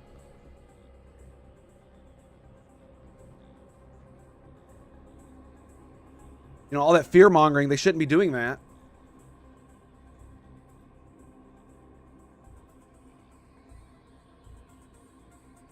So when AOC said that, why didn't you and a bunch of your boys come out and like sign a letter and be like, look, climate change is real. It is an existential threat to our biosphere, but AOC is fear mongering. Oh, you mean it's because you share fucking politics? Is that why, Mr. Scientist? Who's disagreeing with the politician who says that the world is going to end, but won't say a fucking word about it until he's being interviewed by Destiny. That the vast majority of people who don't agree with climate change are not gonna see. It irritates the shit out of me. And even in that interview, the guy was like, "Yeah, there's problems with tree rings. There's problems with all these things that we do. There are legitimate concerns. Blah blah blah blah blah." And he even pointed out that there are papers that point this out, right? So I'm just like, I felt almost completely vindicated about almost all the stuff I believe, because every time they actually talk to most of these climate scientists, they all say the same thing because they're scientists. They're not propagandists. Most of them are not propagandists. And just like attacking man for his hockey stick diagram when it was, and if you attack him in an illegitimate way because you think his hockey stick diagram, man is the guy who made the hockey stick diagram. If you attack him in an illegitimate way, it makes you look like the fucking propagandist like AOC and like the dude who wrote the population bomb and like Al Gore with the inconvenient truth. It makes you look like them when you do that. This is why you don't do that. It's so frustrating. So frustrating. All right, let's go kill some shit. Let's go. Do I just have a white t-shirt on? I do. All right, fuck it. I'm hot.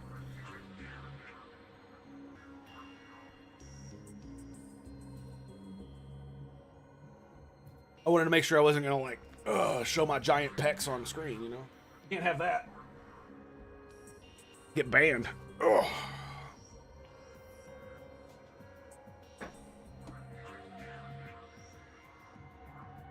right, let's do some Path of Exile up. To be fair, I wasn't gonna do any of the politics today, but as soon as I made that decision, it just went out the door. I literally do not like wearing just a white t-shirt. Do I not have another shirt in here? I think I do. Hang on 1 second. Let me see if I got something.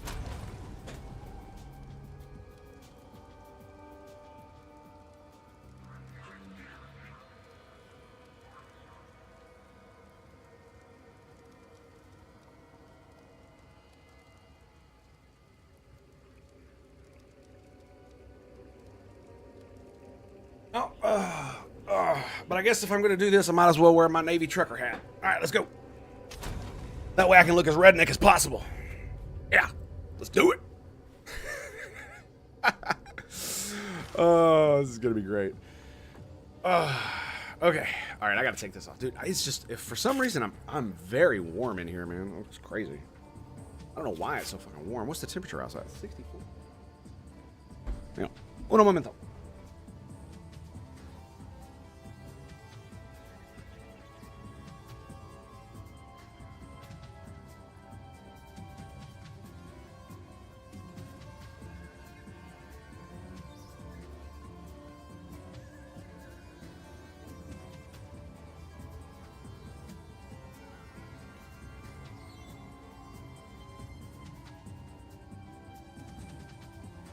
Okay, there we go. All right, we got a little bit of airflow in here now.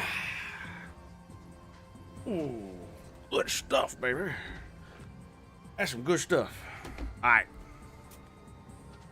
you ready, home slizzles?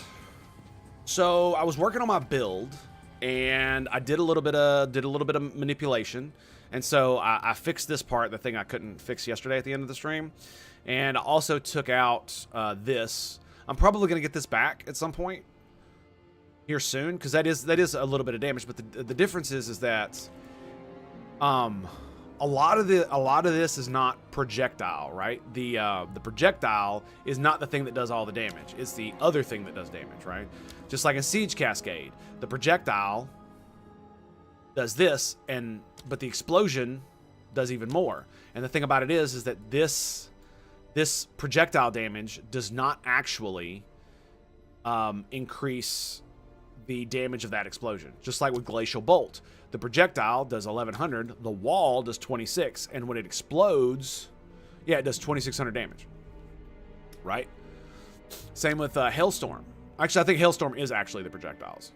They don't explode, do they? Well, they do have an impact radius. Okay. The fragmentation rounds are one of the few that's actually a projectile, and it actually does damage based on projectile damage. So this is why having like AoE damage down here was such a good idea.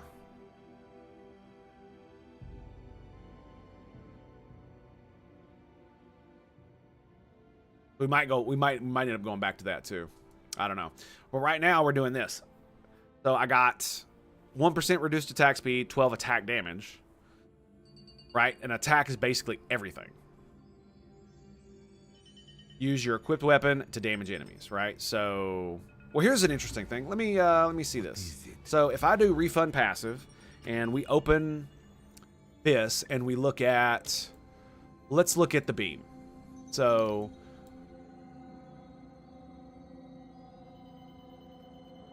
fire, cold, lightning.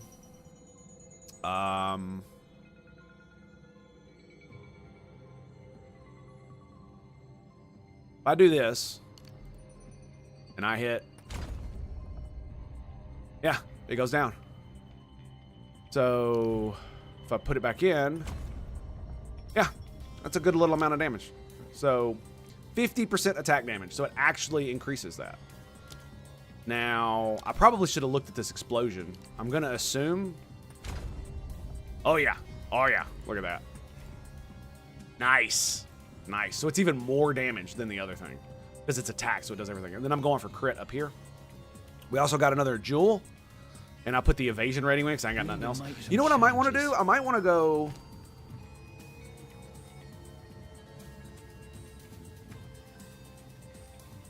One of the things I am going to do soon is I'm going to get this over here. Where is it? Over here somewhere. There it is. 50% increased cold damage while affected by Herald of Ice, 50% fire damage while affected by Herald of Ash, 50% lightning damage while affected by Herald of Thunder. So that's a 50% damage increase to all of my stuff except this, the frag rounds. And I'm honestly thinking of turning the frag rounds into fire damage. Yes. Yes, I am. Like this.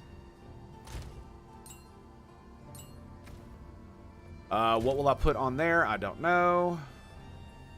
This is one of those things where it's like, I can't help but waffle on my build. Also, in a little bit, I'm going to have to go and take out my trash. So, it's Monday morning, and I forgot to do it yesterday.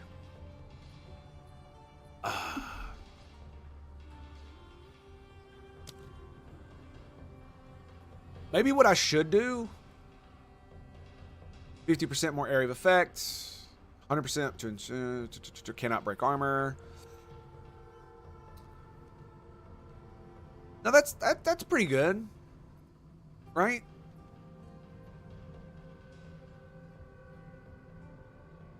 See, it's the only fire spell I have at the moment.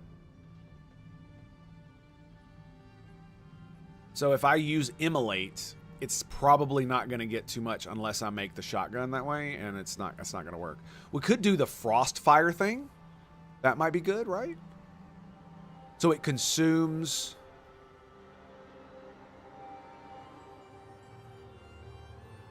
If I'm not mistaken, I have elemental damage on this thing right here. Cannot inflict ailments, and this one has elemental damage. I'm gonna do it. I'm gonna do this.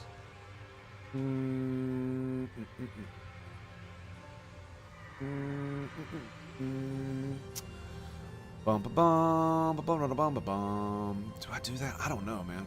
So it goes from 21 to 27, 22 to 26. But this one uses all the time whenever I use lightning. So I don't know. I don't know. It's a hard waffle.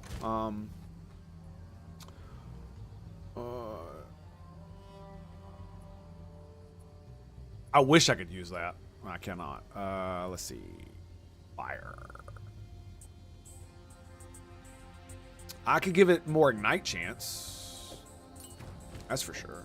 We could do.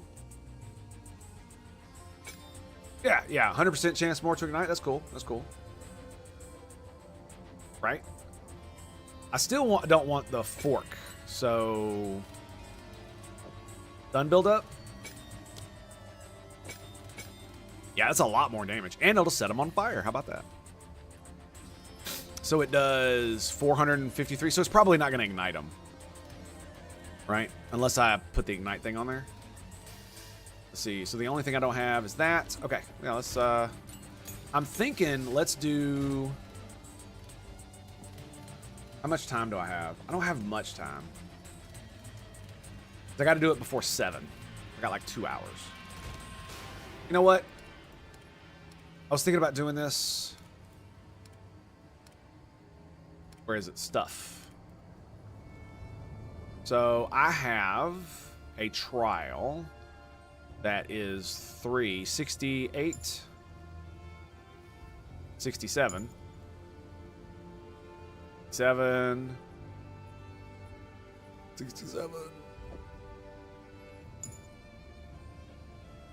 Where's the other 67? There it is. 69, 69, 68. Separating them out so I can 67, 66, 73, 70, 67. Okay, all of these are high level. Nice. 66, 68, 66, 60. Okay, cool. So all of these are like high 60s. Excellent.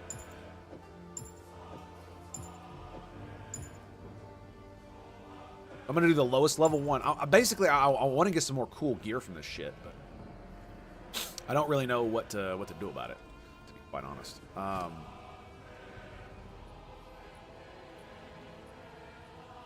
Yeah. So, oh yeah, they're bringing in respecking ascendancies too, which is going to be great. I think they are. No, wait, that's last epoch. That's right. Anyway, all right, let's go. Trial of Sakama.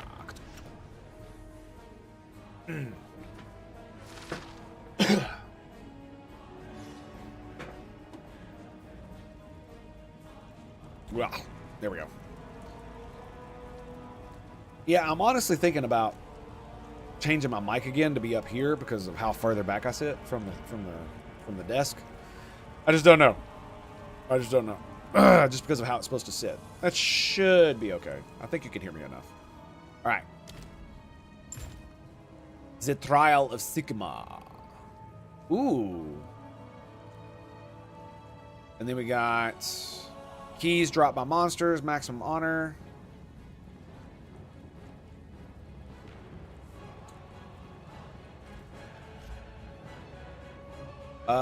Let's do. I want to do something else. I want to get on my. I'm gonna get on my monk, and I'm gonna snatch his up.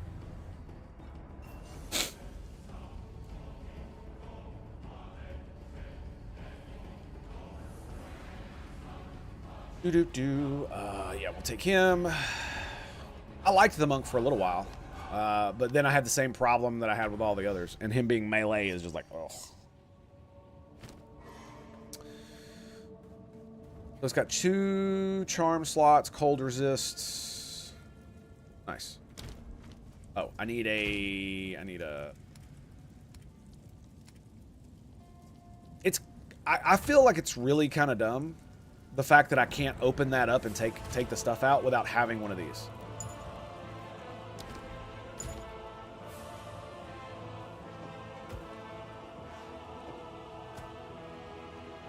Honor resistance,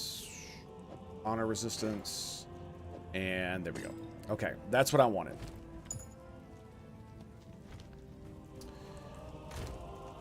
Boom.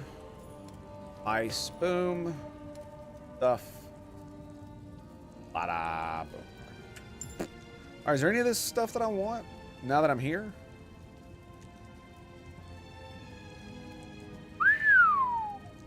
Whoa!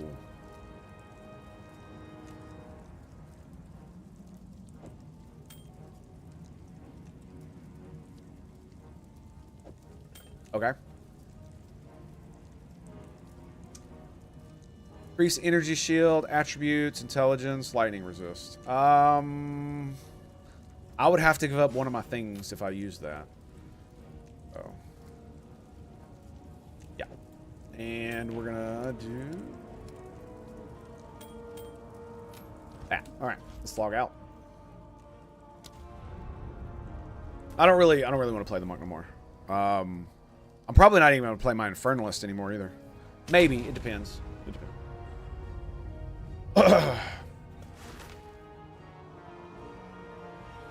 What the fuck is that? Got something on my hat. Disrespect my fucking hat like that.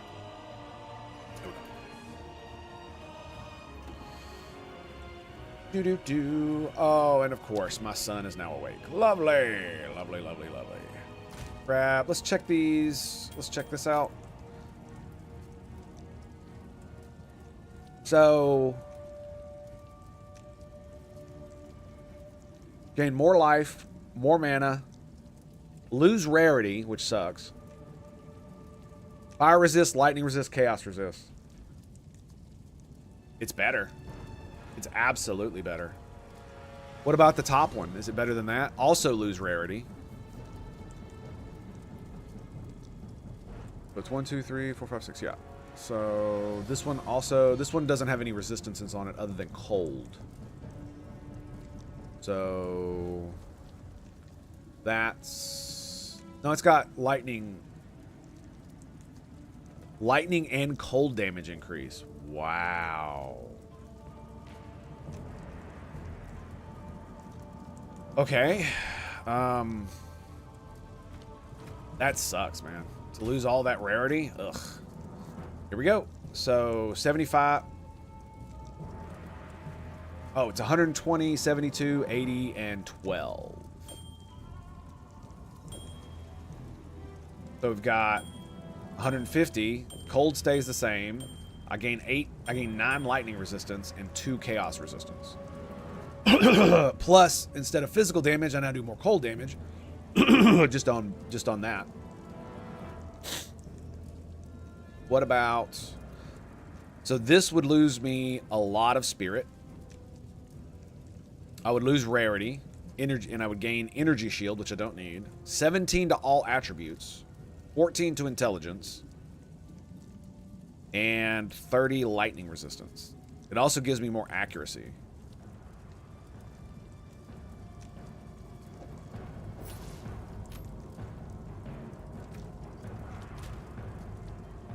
So we need to go here and grab...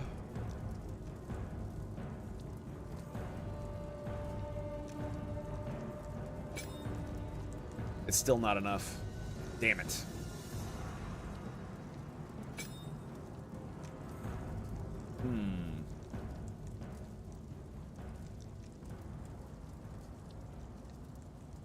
Do I drop the Herald or do I drop the Wind Dancer? That's the real question. That is the real question. I have a lot of these, so I could just drop Wind Dancer. It's not that great. It does help because it gives me a lot of evasion, right? 71%. Turn it off. 64%.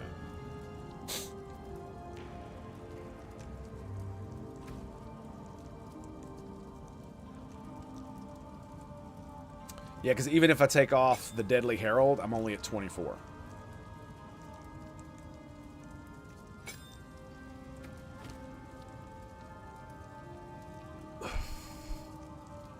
What's critical exploits? Gives me more accuracy. Yeah, it's not worth it. Not worth it, in my opinion. All right, let's go. So...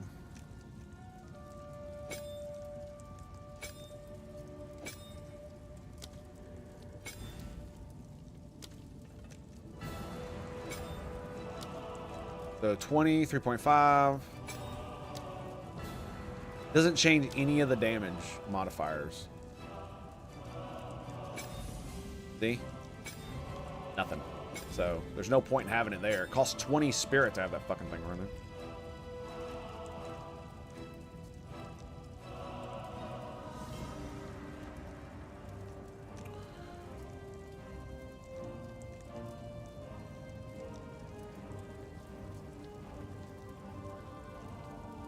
Okay.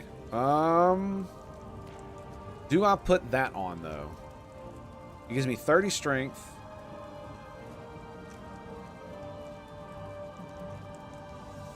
So I would lose...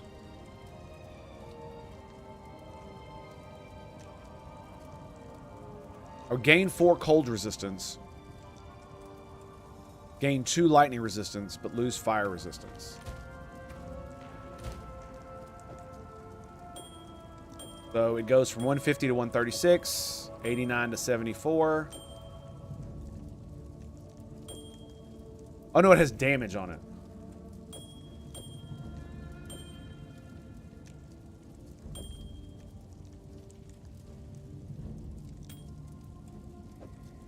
Is there a thing that shows your rarity?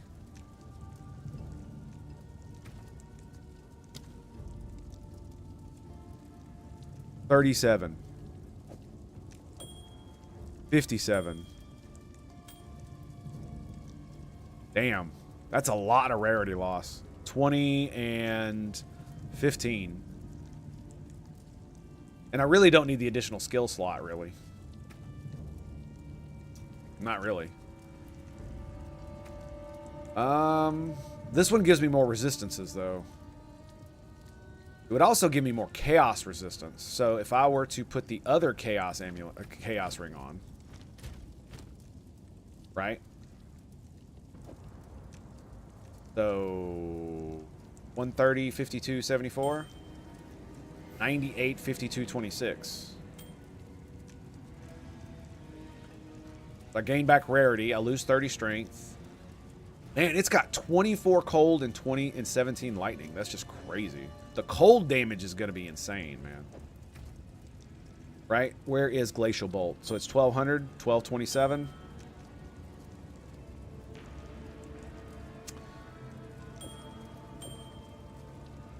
That one's actually more damage with frag rounds. Hailstorm is more with the other one. Yeah.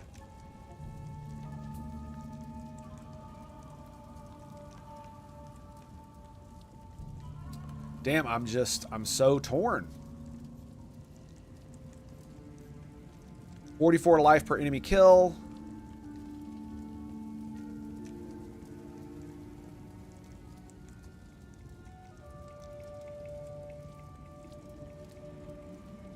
But I get more chaos resistance.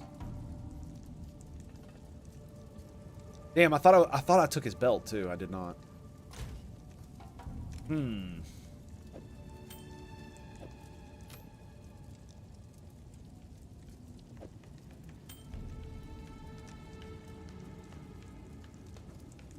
Cast speed. All right, let's just go. Okay, so this one says 34 honor on picking up a key. 39 honor on picking up a key. So that's more honor for picking up a key on that one specifically. Monsters deal reduced damage. What is that? Honor resist, honor restored, and then increased quantity of keys dropped by monsters, 14%. There's another one over here, right? Yeah. So let's put that there. We'll take this one.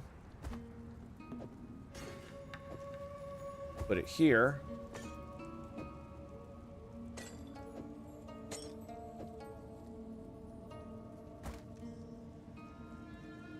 Um, 15 honor resist.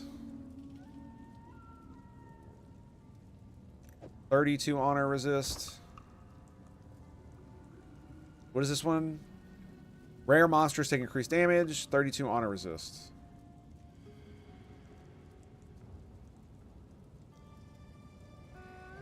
Honor resist. Honor resist. I kind of want to do this one.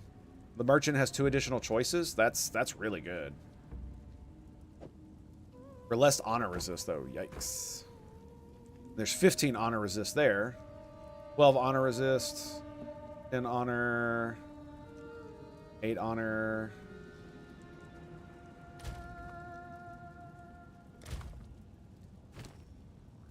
So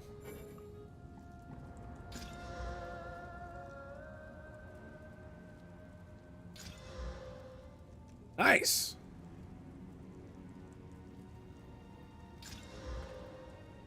Damn. And we got one here. Honor resist. Okay. So I've got one more spot for one of these. Increased quantity of keys dropped by monsters and 28% defenses. That sounds pretty good. Rock and roll, baby. Of course. My son just rolled out of bed, so lovely. I'm about to go take care of his little ass. No worries, though. No worries.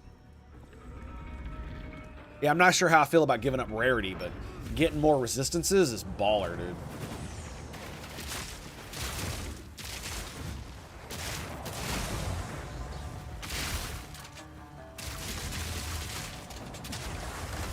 Lock him in! Back, mate!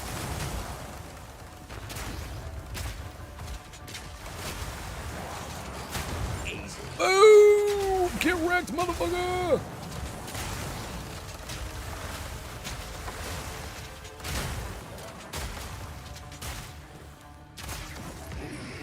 This is why I'm thinking I don't need lightning anymore.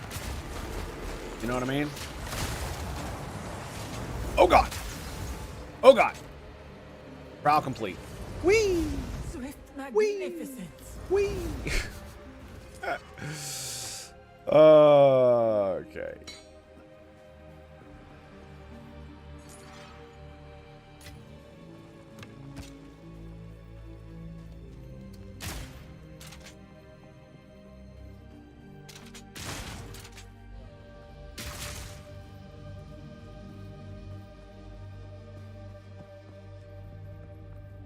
Yeah, I'm not gonna lie. I do wish that I had this ability. Where is it?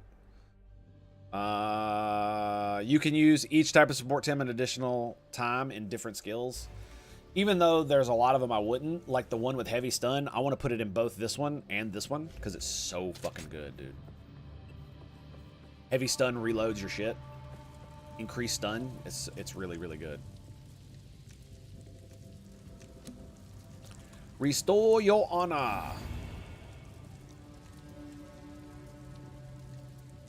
Okay. He's still rolling around in bed, so we're gonna continue. And he's still got his diaper on, so. Sacred, water fountain, red smoke, room types are unknown. That's fine. No evasion. Ew. Ew, that's no. No, no, no, no, no. I'm gonna go with red smokes. We're gonna get the regular water fountain.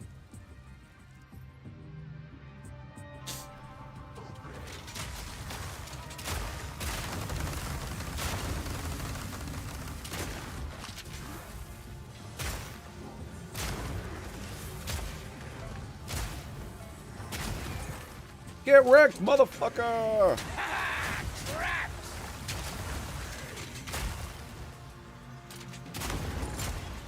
Good riddance. Too easy, baby, too easy.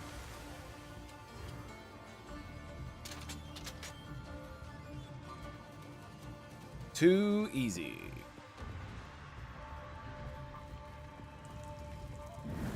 This is just the first level, so. Respite. So we're gonna go with red smoke. Yeah.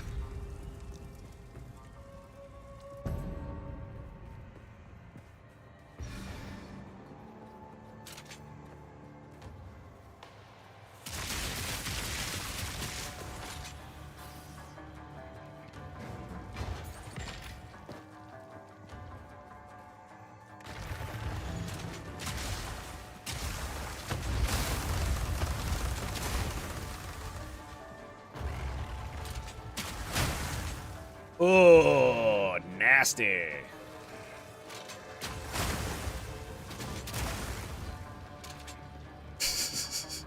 It's so much fun, dude.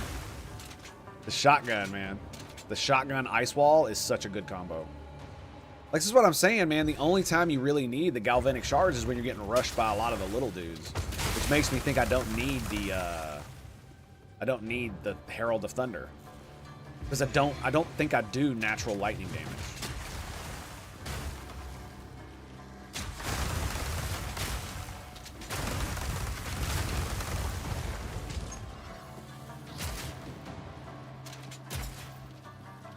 Didn't even scar him, dude. Just like little guys like these, you just want to pow, pow, pow, pow, pow. Impressive endurance. Whoa, whoa, whoa, whoa, whoa, whoa, whoa. Hang on a second.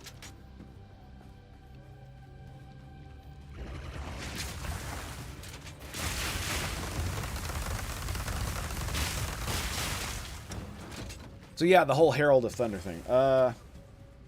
So let me see. Frag rounds. Do they do any lightning damage at all? No. So I don't do any lightning damage. I wonder.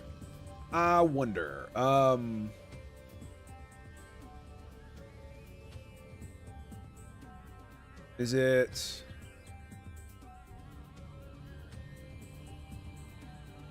lightning? Do I have the lightning damage in this one?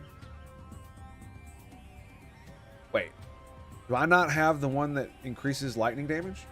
Because I could put that in here instead of the fire one. We might look at that.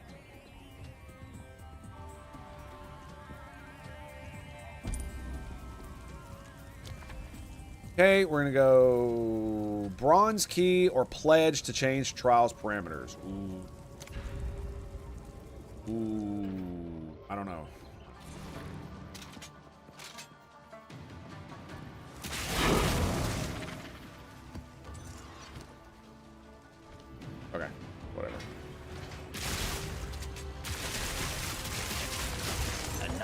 show me You know what I mean?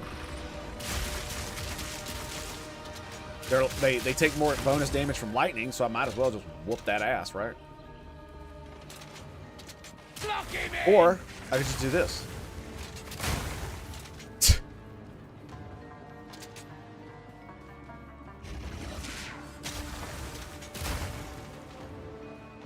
One shot, man. Two shot, technically. You know what I mean.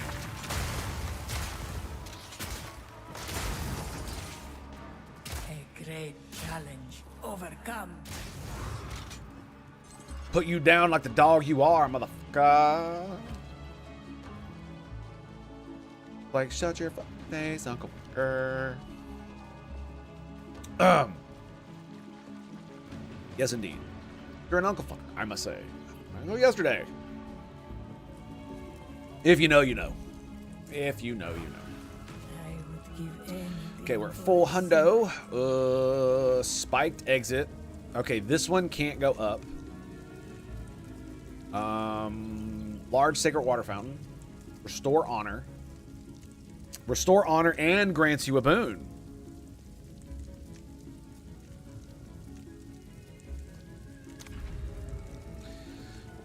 I'll take rando. I'll take rando.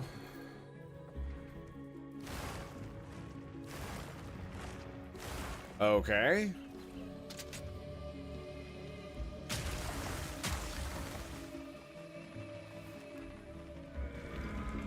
Are they immediately gonna pop up? Because that'd be hilarious if they did.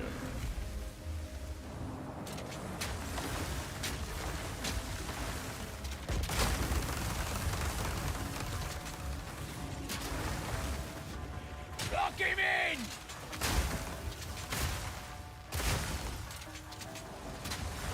Using the walls as not only barriers, but as explosive devices.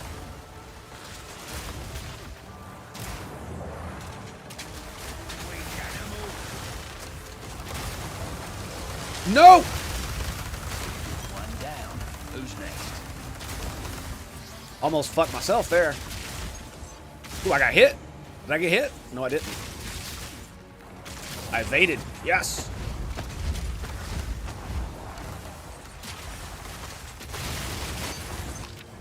Look at it, boys.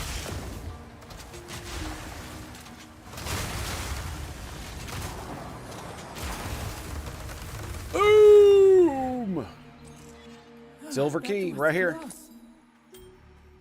Skadoosh.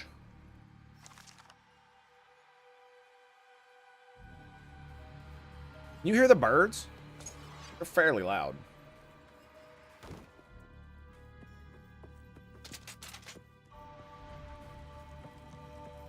Okay, here we go. What do we got? Minor boon, honored challenger, minor affliction. Gain. Oh, this one's the best right here. What? Look at that. Take 350 damage.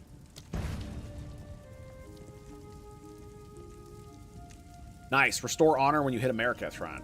Fuck yeah, dude. Look at that. It barely did any to my honor because I got so much resistance, man. Does this say how much resistance I have?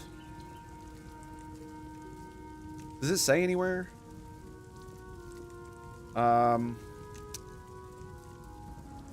swear to God, I thought it had like a thing that showed all of the stuff in the trial. No? Okay. I thought it showed your stats. All right.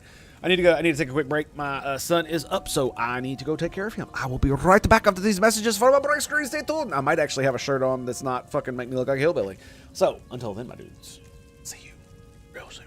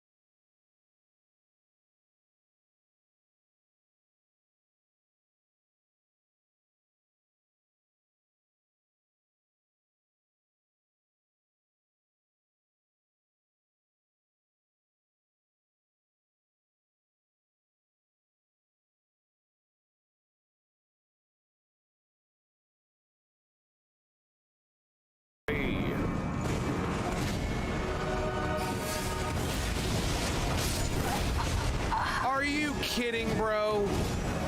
Are you even for real? Are you even for real? Bruh. Bruh. Bruh.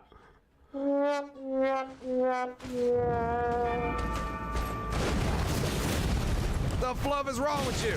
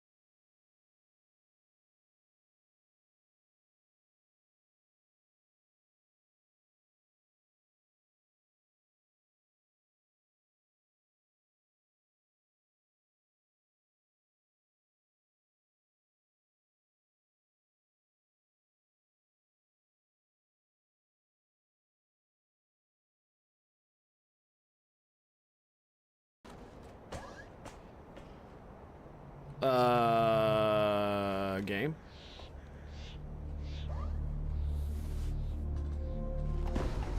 We've been spotted. No kills. I didn't see any of the damage, in fact. For me to carry. Impressed yet?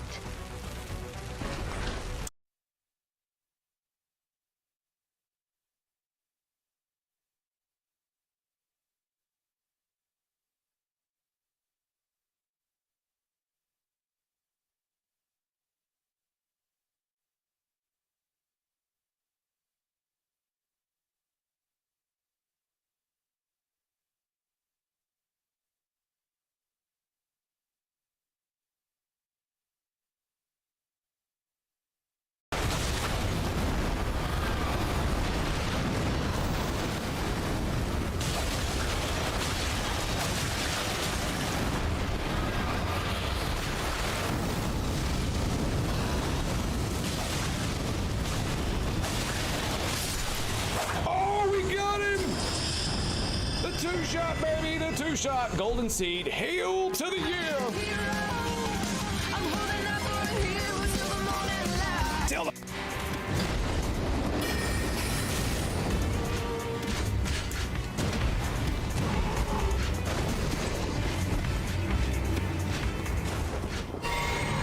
Yeah, when I dodge, I can't hit him. For some reason, it won't let me. Damn it. I thought it would kill him. He's got the 1 HP, man. God damn it. Oh, did he just...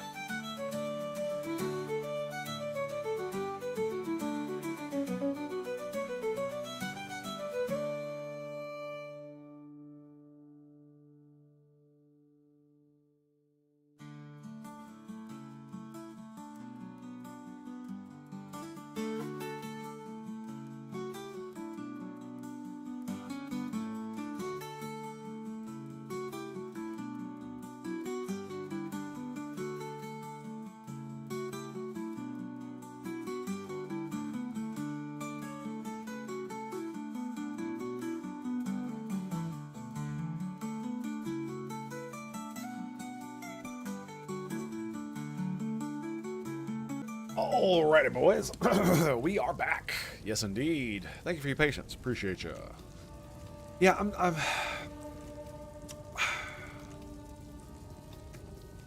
because, like, I wonder how this is going to do is if I changed it to, let's see, put fire damage on here, right? Okay. So it only does, it does no fire damage at all. Add this, it does a little bit of fire damage. 400. So ignite damage per second, 91. That's not too bad. Could be more. I wonder how much the chance to shock would be if I put that on there. Because it would be 25 extra damage as fire. I could take the stun build up. We don't really need that. It stuns like a mug anyway, but it helps, right?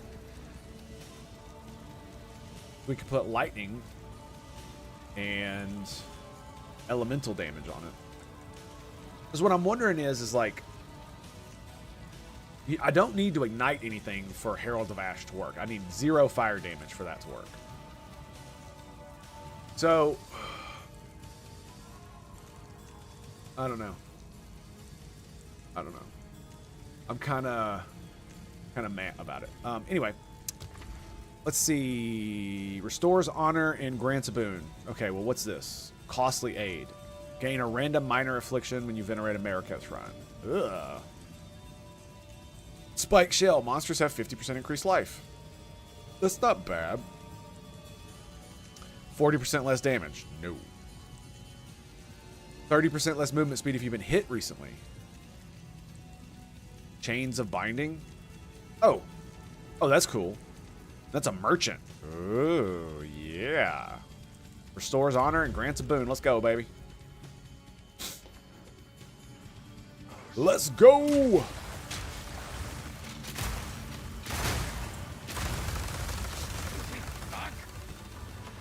Lock him in! There it is, baby. Get you some! Oh, that's bullshit. I hate that. Dude, that's one of the main reasons I hate Good riddance. Hailstorm is because if you're like this, you can't shoot it over the wall. It's so dumb. I really wish they'd fix that. But they probably do that for a reason. I shouldn't be overly critical, I guess.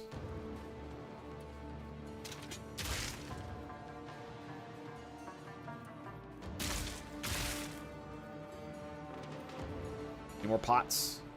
No. One thing I do like about Wazda is that I could do the spinny. Random boon. What do I get?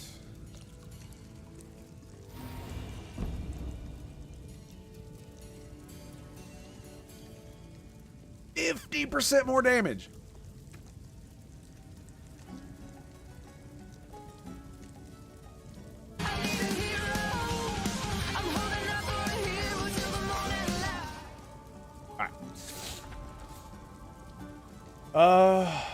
Yeah, binding chains on hit. Let's go.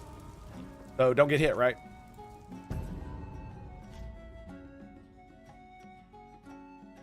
It's better than a permanent slow. All right, where are we going?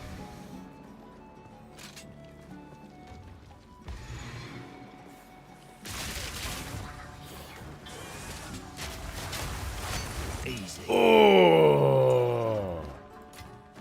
Oh, that was ridiculous. That was absolutely ridiculous. One frost wall. You see what I mean about this? It's kind of crazy.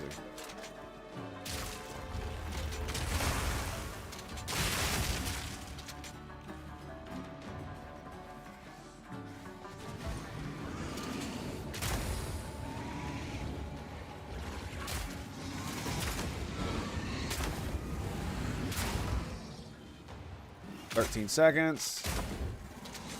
Go, go, go, go, go." Wasting too much time. That's what's going on. Lock him in!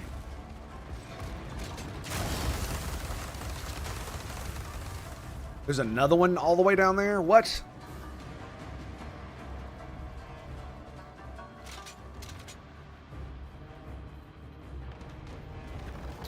Aha. Stand tall.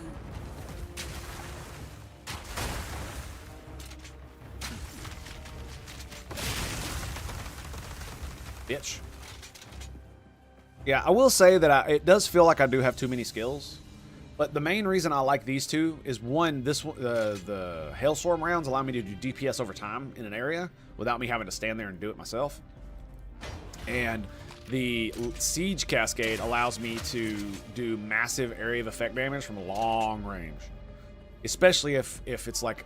Because there are some mobs I can't get anywhere near, or they just obliterate me, right? So, you know, you do the Ice Wall, and then you throw this bad boy out, you go... Boom! And it hits like, you know, a dozen dudes and just huge explosions. It's insane. Does so much damage. Okay, reduce merchant prices. 30 on a room. You see an additional room ahead on the trial map. That's pretty good. Traps are slower. Kill instantly. Don't care. Sacred water on the floor is double. Let's do merchant prices. With intent. 50% more sacred water found. Onwards. Absolutely. Always. Absolutely. We will succeed. I shall aid you. Okay. So the boss is next. Let's go. The foe ahead is This is probably going to be hilarious, Steel yourself. I imagine.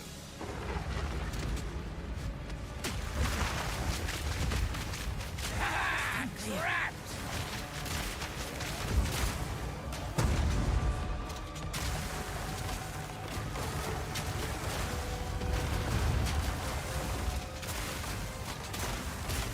Beware of what falls.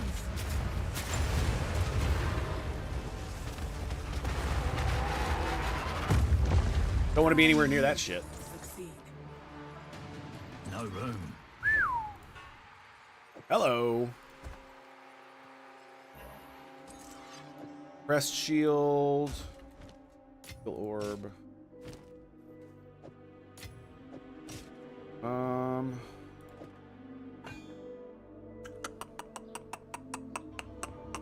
Okay. So 1, 2, 3, 4, 5, 6. This is a 1, 2, 3, 4, 5, 6. So I do technically have enough.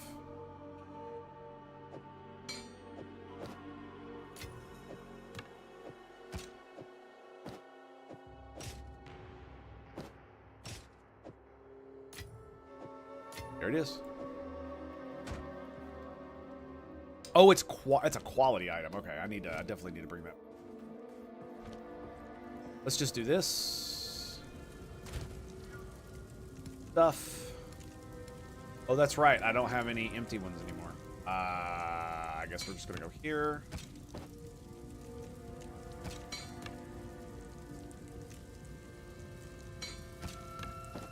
I really wish they just gave you the ability to go back and have all the stuff. You know what I mean? That's not great. Anything I want here? I mean, we should look at this one. Attribute requirements, dude. The most useless motherfucking thing ever, man. Like, for real, dude.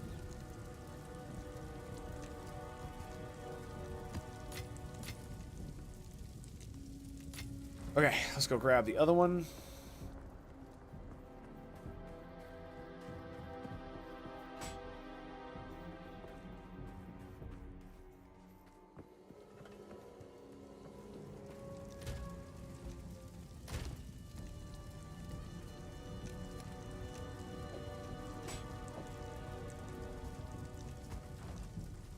Yeah, there should be like a relic stash here. Dude Bro should be here so he can like Rest a while. so he can identify my items. Like all of that shit should be here. You cannot be damaged until you complete the next room. Maximum honor. No costs. That's pretty good. So basically you're paying 110 for something that costs more. The next key you pick up is duplicated. That's pretty cool. I guess we'll grab this one. Next key is duplicated, because that's basically saved me like 20 water. Do I really want 40% movement speed? I mean, I'd really like to have that one, but let's go ahead and grab that. We will succeed. Ranger, Relic, Mage. Okay, no, we're not going to do any of that.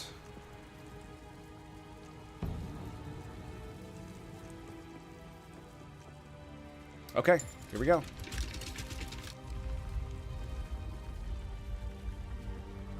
So yeah, I'm half wondering if I shouldn't put lightning damage on my damn thing. And I think I'm gonna go back to, I think we're gonna do this.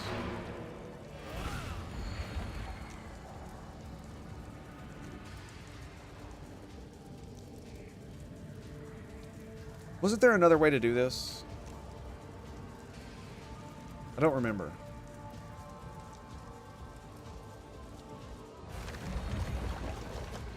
Yeah, I really don't remember.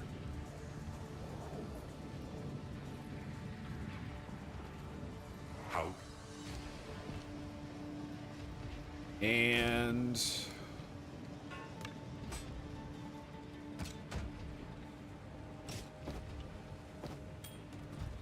What? gotta go identify. Here for a story?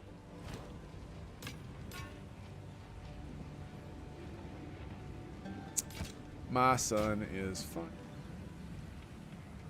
There we go. Tell your tale. What is this? Cold, evasion, rarity. Nice. Hello. Might keep that.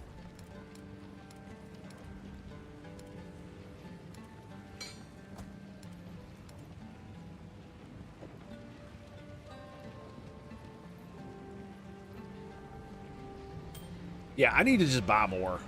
Buy more tabs, man. That's essentially what that's gonna come down to. Yeah.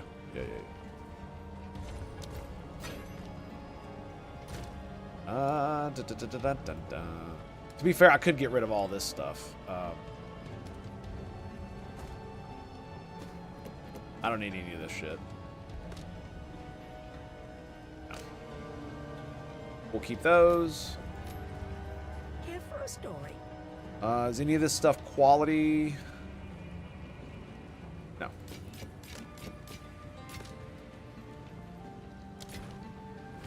It's in there because I was basically holding on to it for other reasons.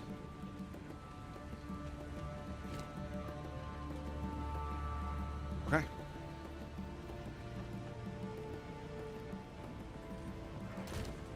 Yeah. All right. Let's go. Oh, no. That's it. So, gems.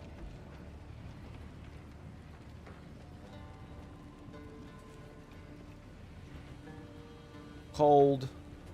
50% chance to shock. Electrocute. Not if it free, shock, or ignite. Consume. I want the one that increases. There it is.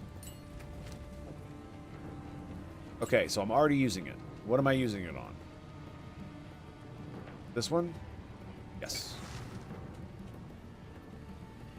Where is... Okay, here we go. So 15.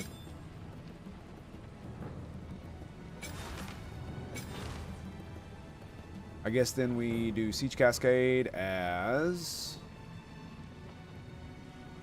2249. Okay, 2296. That's cool. Right?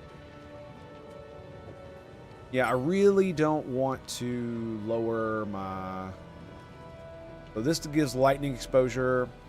This now does lightning damage. Not a good idea. Right? My pew pew. Jet. G. There we go. 427 lightning damage. So it does cold and lightning. Knockback. 10. Multiple fragments can hit the same. Lightning pin, cold pin. 6 crit chance. Accuracy, 57 rarity. Okay, okay, there we go. So now it's lightning damage, so I can shock with it. That's cool.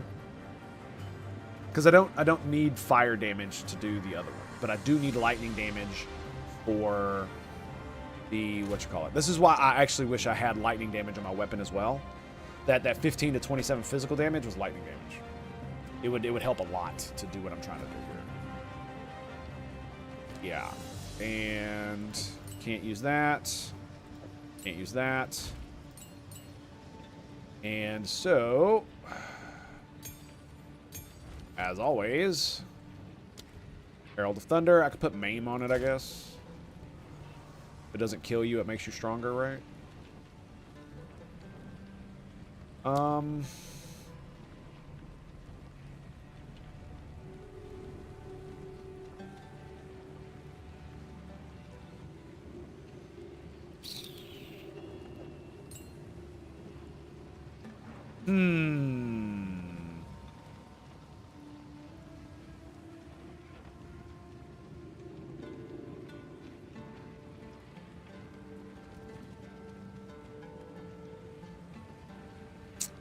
So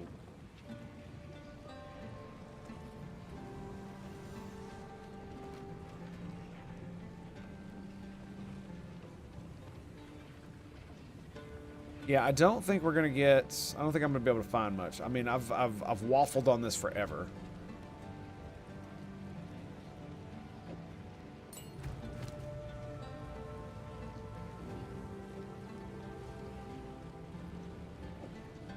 We're going to take the attack speed off. I can't put it on Herald of Thunder.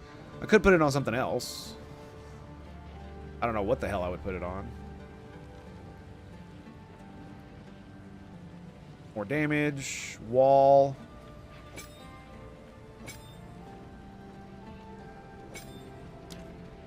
So, wall.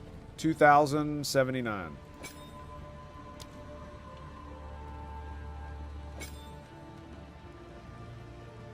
Do I really need more attack speed on that? I don't think I need attack speed really on anything.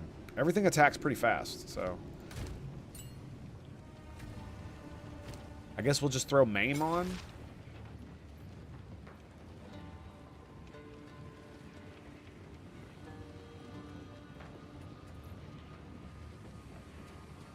Knockbacks. Knockback per stage.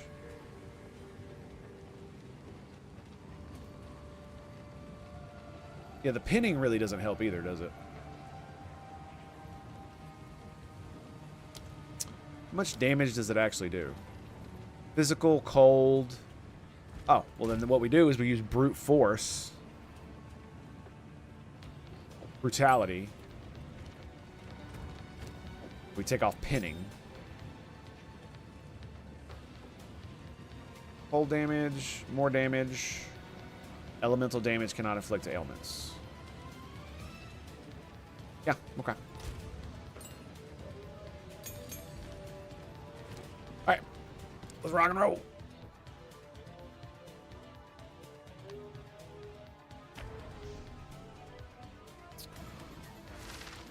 Let's do it.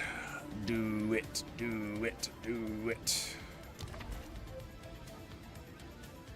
Yes. This better be worth it. Yeah, so here at about 30 to 45 minutes, I'm gonna have to take another break to go take out the trash. FYI.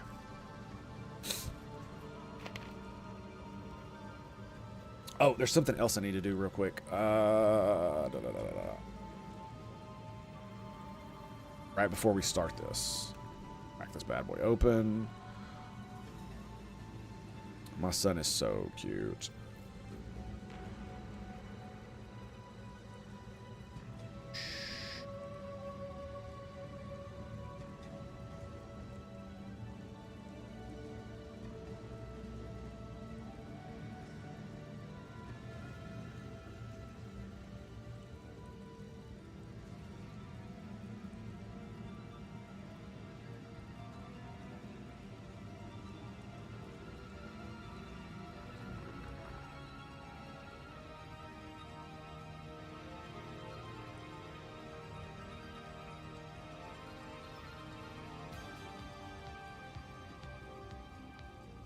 Okay, there we go.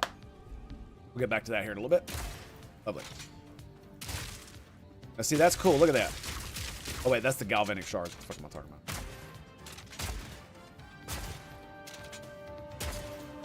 All right, let's go.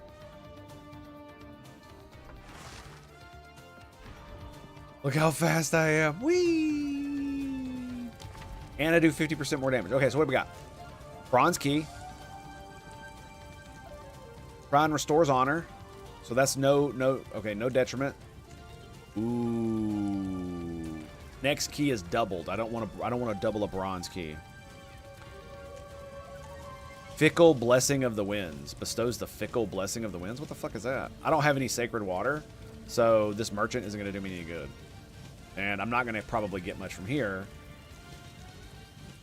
Thor's Honor grants you a boon. Ooh. Ooh. How much water do I have?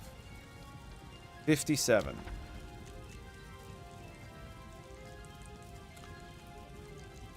Fickle Blessing of the Winds. Okay, here we go. POE2. Fickle Blessing.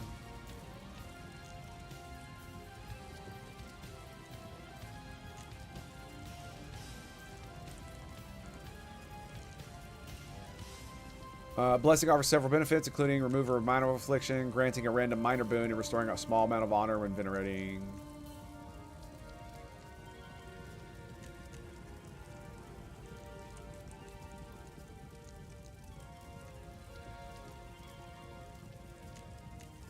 Effects are not random and always beneficial. The blessing is part.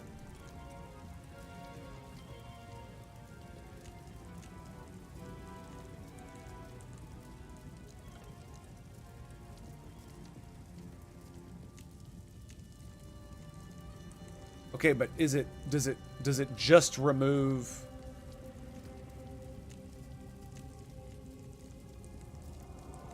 So it restores honor, grants a random boon, and cleanses a random affliction.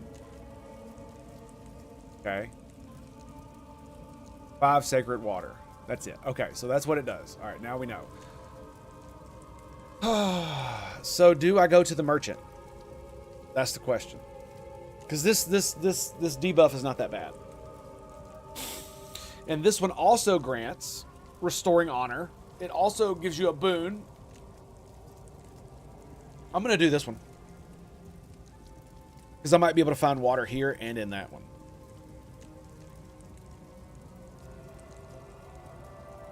Yeah, let's do it.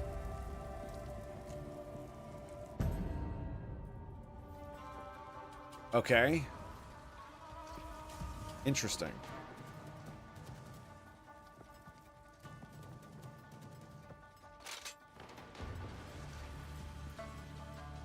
I hate traps, dude. Especially these.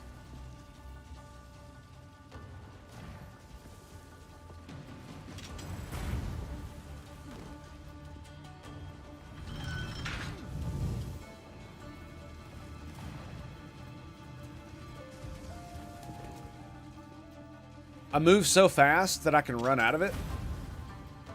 That's crazy. Can you roll under those things? Because it definitely looks like you can.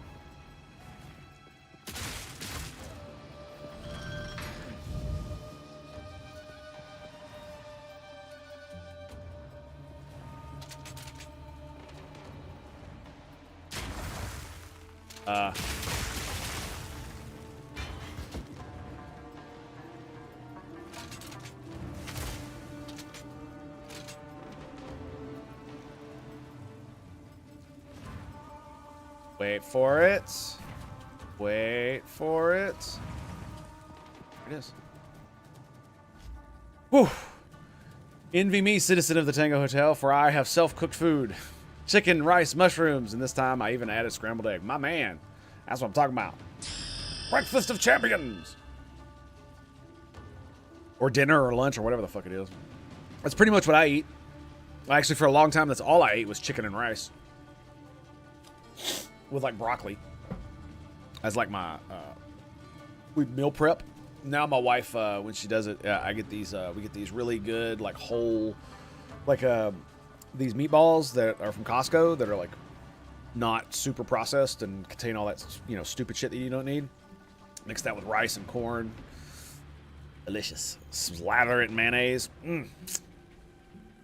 Lunch for me, 1 p.m. here. Good thing I got 2 more bowls of this stuff. Nice. Nice. What the fuck? Killing time.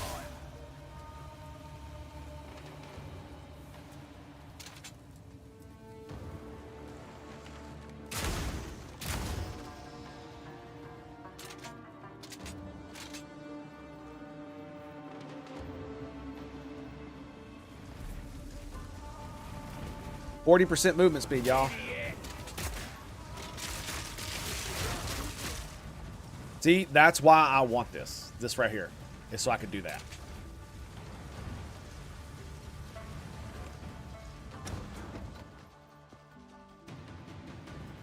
Oh shit, this is the beginning of the frickin' thing. That's hilarious.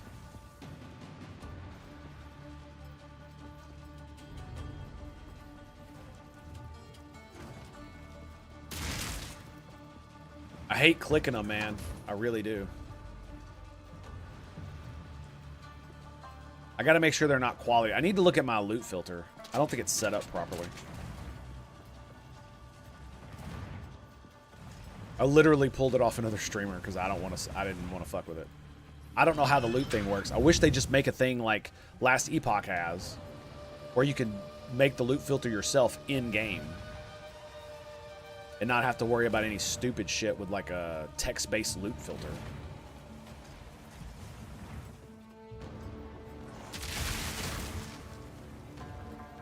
You know what I mean? Whoa! Too fast, too fast. Not today.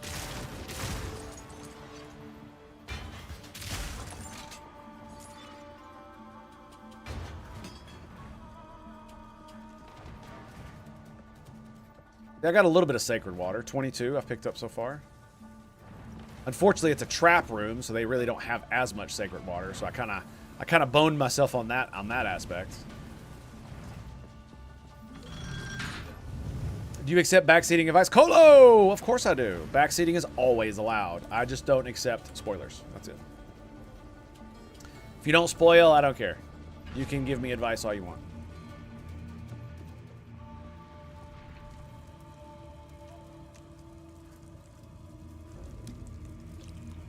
I'm not gonna have enough to do the merchant unless I really get some good stuff. That kind of sucks. I can still do the fickle blessing of the thing, but I got the merchant, so I'm gonna go to the merchant. Hopefully, I can get some more sacred water in this next room. I'm really hoping.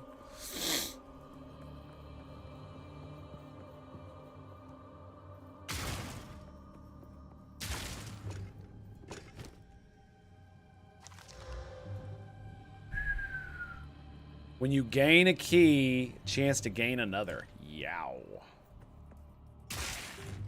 You may have forgotten to season the egg or how to spell it, but since it all goes into the bowl, the rest of the... Yesterday you were wondering about evasion.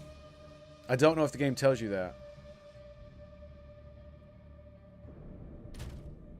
I mean, what do you mean? I don't recall what you're talking about.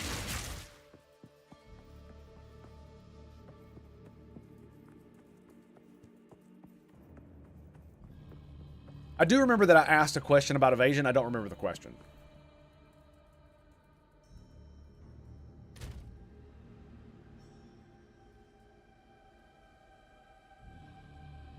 Yeah, I don't exactly know what's up with that. Why? Oh, I'm at 2 cold resist? Oh, that sucks. Oh, no. No. That's bad. I didn't realize I'd sacrifice so much cold resist. That's not good. That's not good. All right, well, let's hope we can get some sacred water.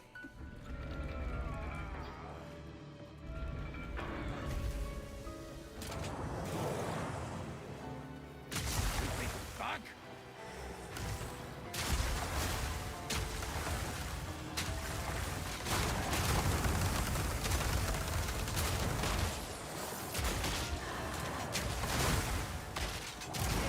Another notch your meal.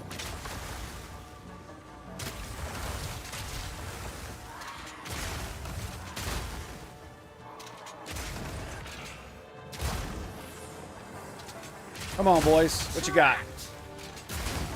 Oh, get wrecked.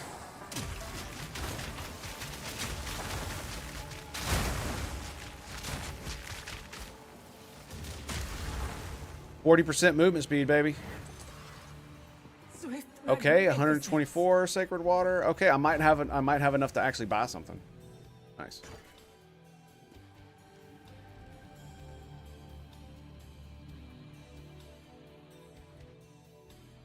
Oh, I got you. Okay, I think I remember now. Because I was bitching about that freaking thing just able to hit me every single time. Yeah. I know that it doesn't work against spells. I did not know, when you say bumps, what do you mean by that? And so when the boss was doing the like slam, your evasion doesn't count for that. It's literally just melee swings and projectiles. Is that right? They're not spells?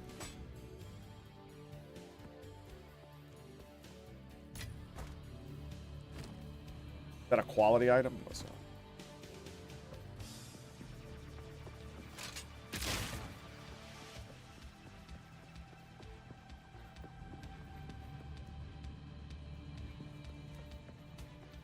I'm looking for the vases.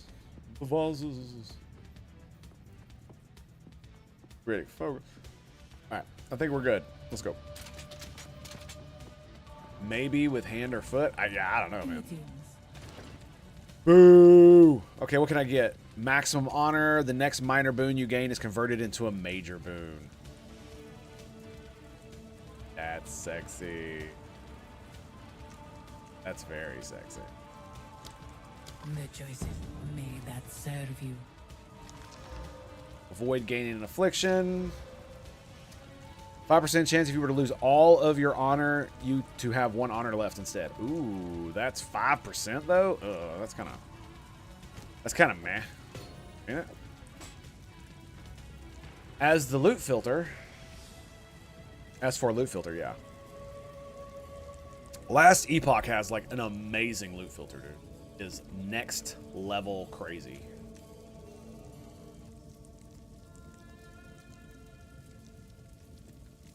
To download, you upload it from games. Yeah. No, I have a loot filter, and it's from another streamer that's like, you know, he's one of the blasters and whatnot. But it seems to not be configured quite right, and I don't know how to express it necessarily. No energy shield. Shrine greatly restores honor and burdens with an affliction. No. I don't want a bronze key.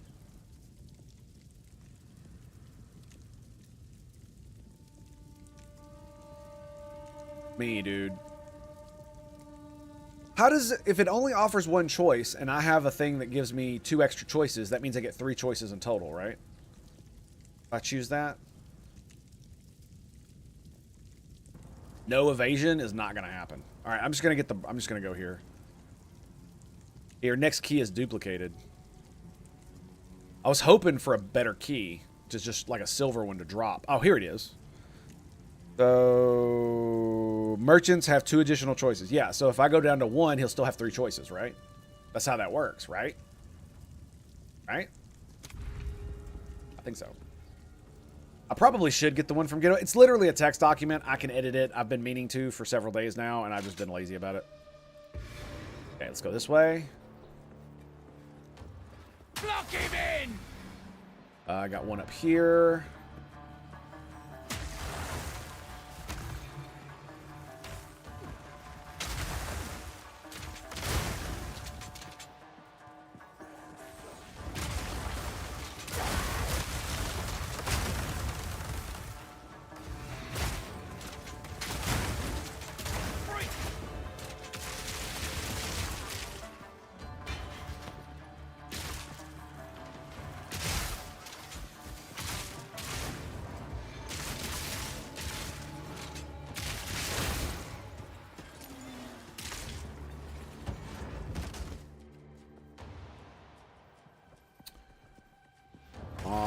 come on.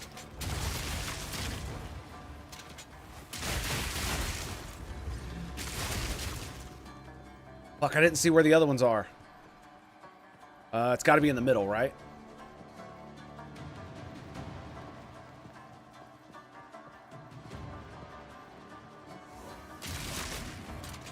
There it is.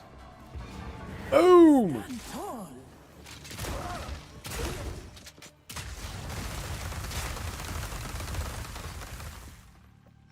Wait.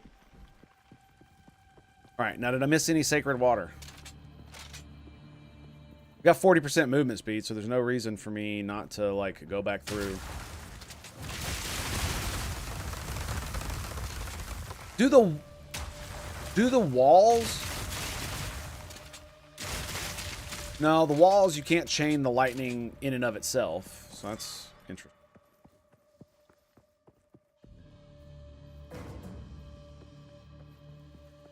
So yeah, I did miss some of them. There's 3 sacred water right there. Any over here?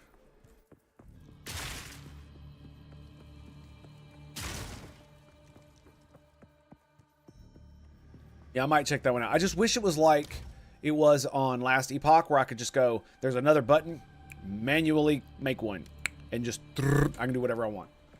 And it just gave me a list of options where I can do all that. That would be phenomenal. It's so nice. It takes a while to do, obviously, just like the text-based one. But it's still really nice to have the option so that I don't have to mess with some fucking text document. Because, like, if you fuck up the text document, then it's not going to work, right? But if I do the loot filter in-game, it's less likely to be fucked up because the game is going to have to guide me through it. Being like, oh, you know, that kind of combination thing doesn't exist, or you can only do this, you know, this value, yada, yada, yada. That sucks, dude.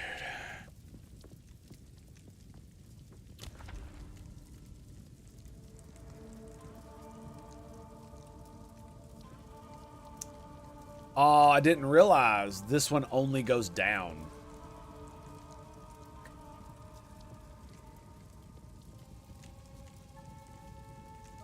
So if I go here, where maximum life, that means I get a bronze key or this one, or I just get restore honor.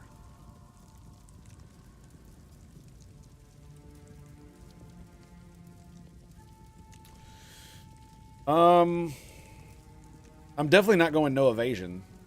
So I have to go max life, yeah. It sucks. Especially for bosses. I don't know if that includes bosses.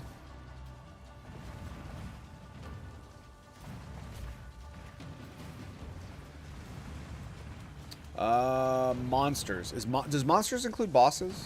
I think it does, doesn't it?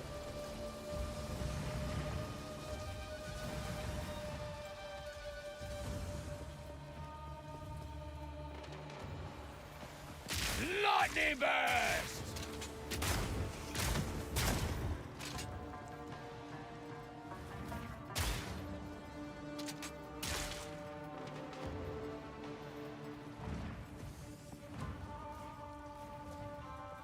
Make sure there's no monsters in here.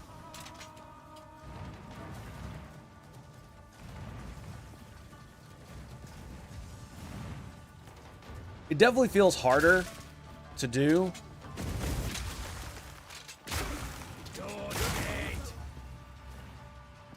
It definitely feels harder to do with WASDA to dodge the traps, because when you click, you know exactly where you're going.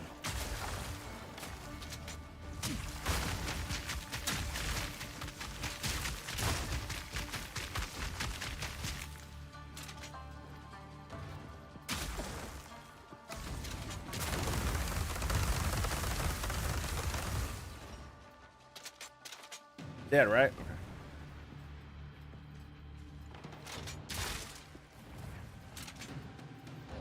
There's acrobatic passive that helps with evasion. Acrobatic? You mean here?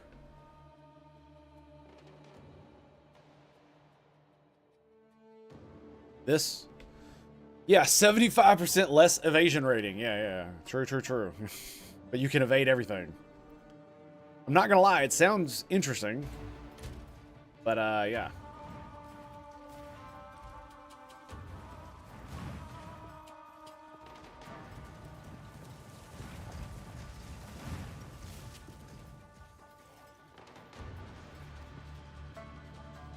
Also a really long way away.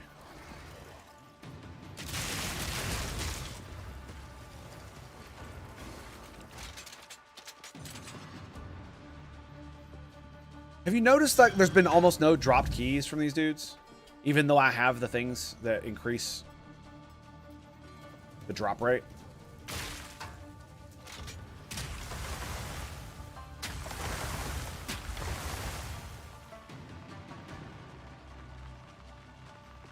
God dang it.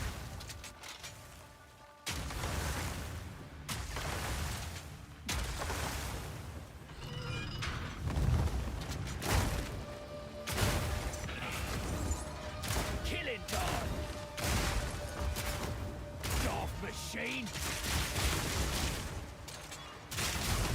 I should have done that instead because there's so many of them.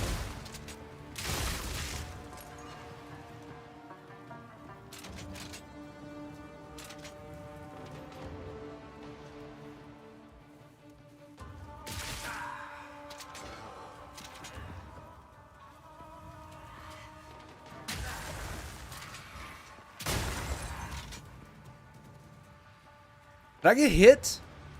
Oh, no, I didn't. No, I didn't. It triggered my thing, but it didn't actually hit me.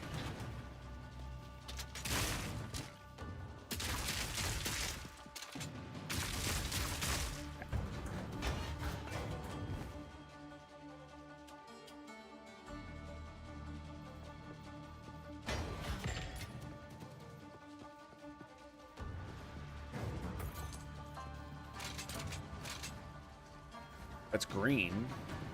I thought I already hit green. Oh, it closed it, didn't it? Ah, okay.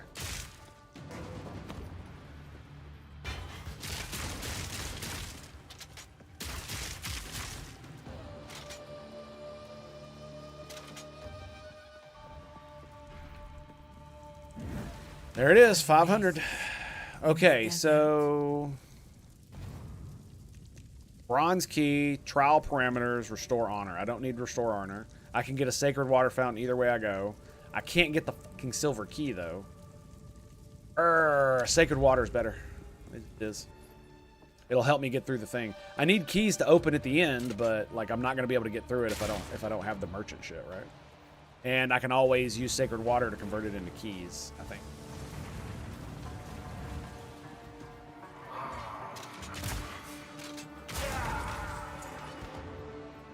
What?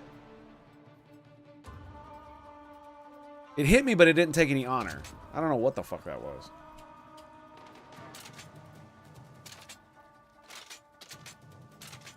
Here we go, boys.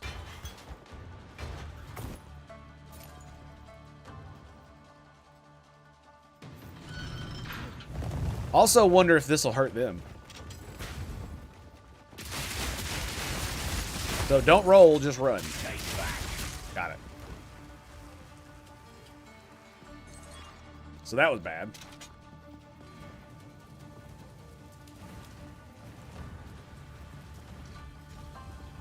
And it did not look like it hurt them at all.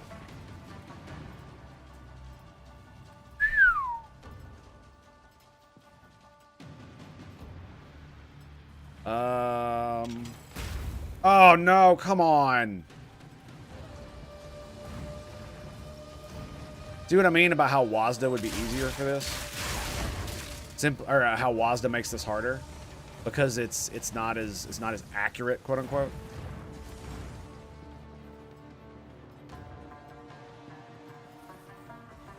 Oh look, they fixed these.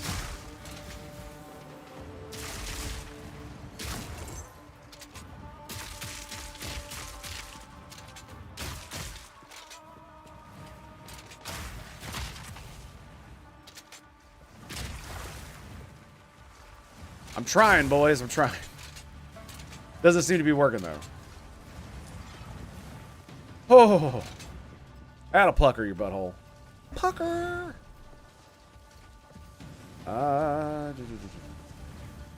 Wait. Oh, I didn't even need to go down there. Ooh, quality. Nice.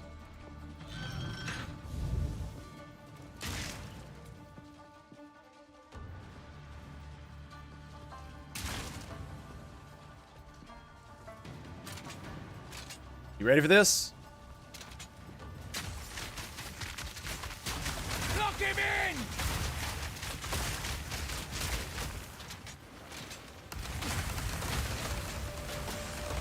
What? No! The hell was that?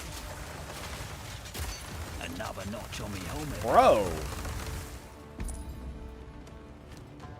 That was crazy. I don't know what happened with that.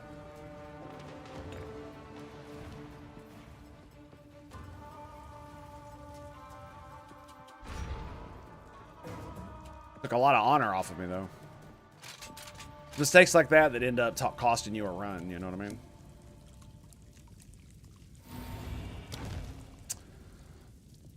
$50 more defenses. Cannot restore honor. Removed after killing next boss. That actually sounds like a good idea. More defenses. Room types are unknown. Remove red smoke. Minor affliction.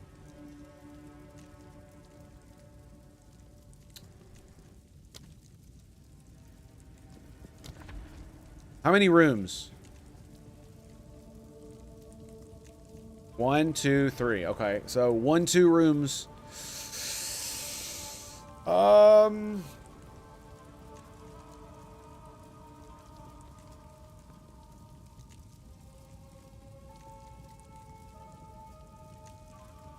Lose 30 sacred water on room completion? Yikes. That sucks. Especially for a silver key, man. Yeah, that's going to track me through every single one of these. Some of the rooms you don't even get 30 from.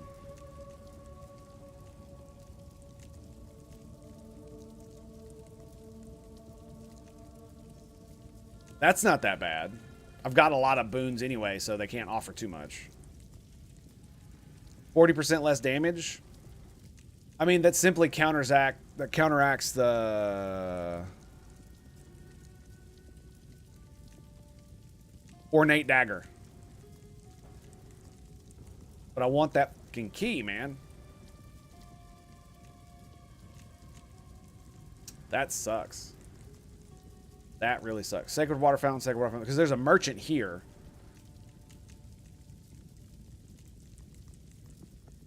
So what does it remove?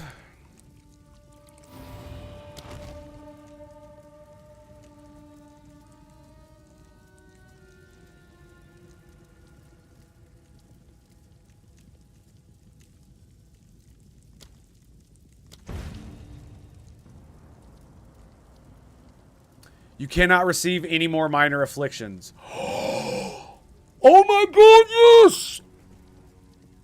That is... Holy shit! That's kind of weird. Do I look darker? Oh, it's because the sun's coming in over there, that's why. So the back is lit up more than I am. That's what it is. Alright.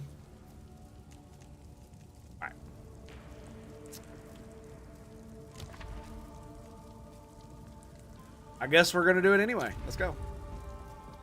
Since I'm not going to lose anything, right? Since we're not going to lose anything. But on that note, I need to go take out the trash. So I shall be right back. Stay tuned for more right here at Tango Hotel. Yes, this is sunshine, in case you are wondering. Yes, yes, yes. Beautiful. Beautiful. See you on the other side, boys.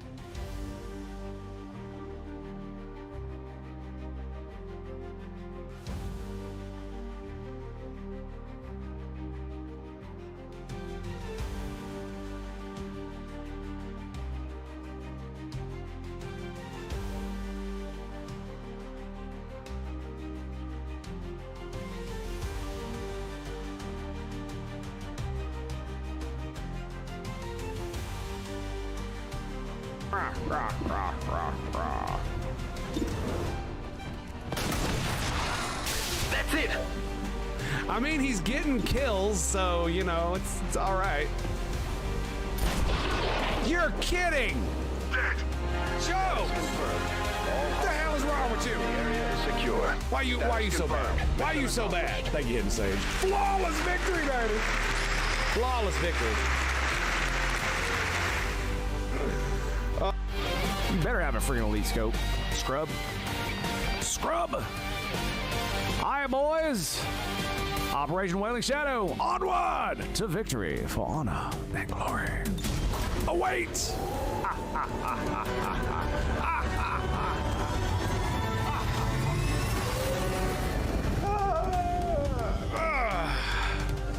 You know it's good when you amuse yourself. Don't take that the wrong way. Nobody clip that. Nobody clip that. You'll be all right. I mean, you know what? I'll handle it! Just watch my back! Die! No! No, Commander Emily! Why? Why would you do this? All right, I made Protocol and Traycon.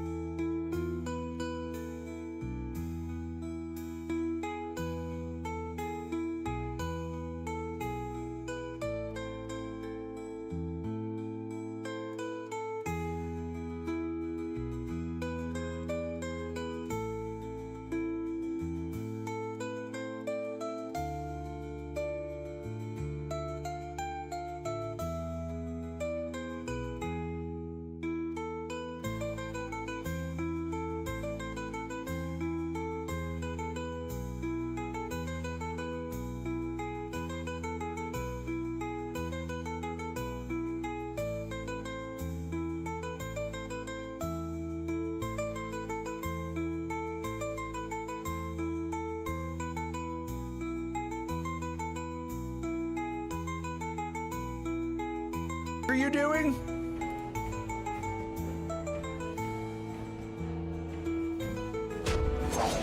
Throw sand in his eyes. Oh, he's going down, man.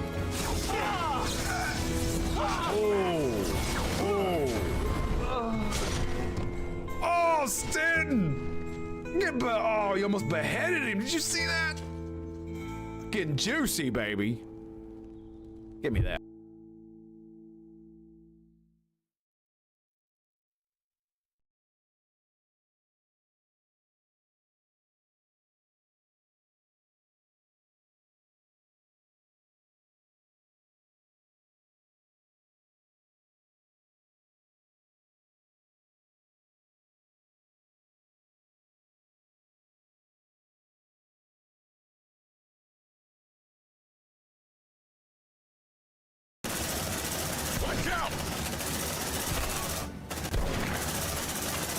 Tactical analysis in progress. No, I missed! He walked into it! She walked into it! Mine is bigger. Take a breath. Watch that stress, squad. Oh my god! Oh my god! What the fuck? That. And here we go, boys! The big, the amazing, the awesome Sparrow. Let's go, boys! Yes, in the name of the Emperor. Fear me, Xenoscum! May he have mercy upon your souls, for my Psyamp will not. Oh, it's totally worth it. Totally worth it. Rupture, rupture, rupture, rupture, rupture. And how many is he gonna get? How many is he gonna get? What is going on, dude? Dude, the game is going nuts. Come on, come on, somebody move. Oh, there it is, boys. The mega kill. Oh my God, they're all dead. Holy shit.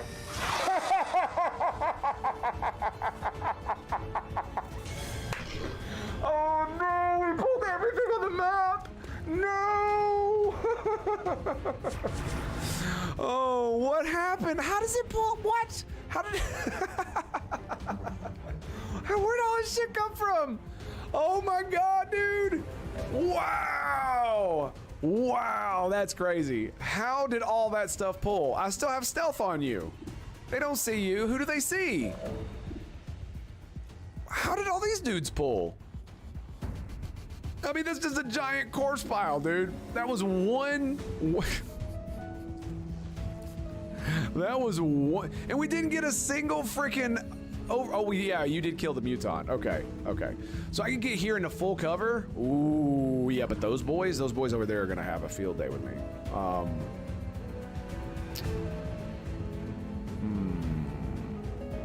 The Naga Elite can't see me, but neither can the other guys over there. I think I'm gonna move Traycon to right here. If I go here, the drones can flank, and that Viper Elite can flank me as well.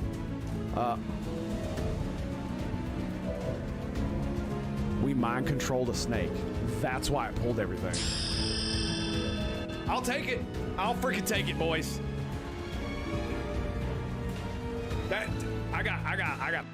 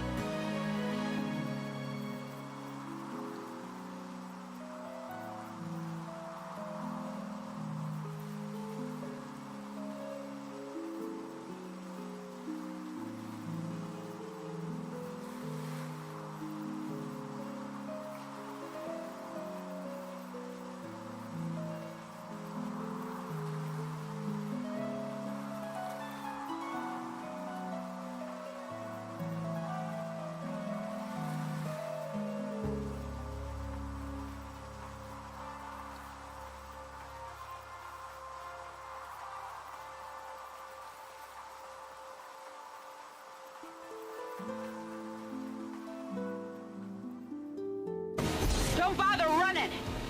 Here it is, boys. Looks like this might be it. Multiple hostiles eliminated.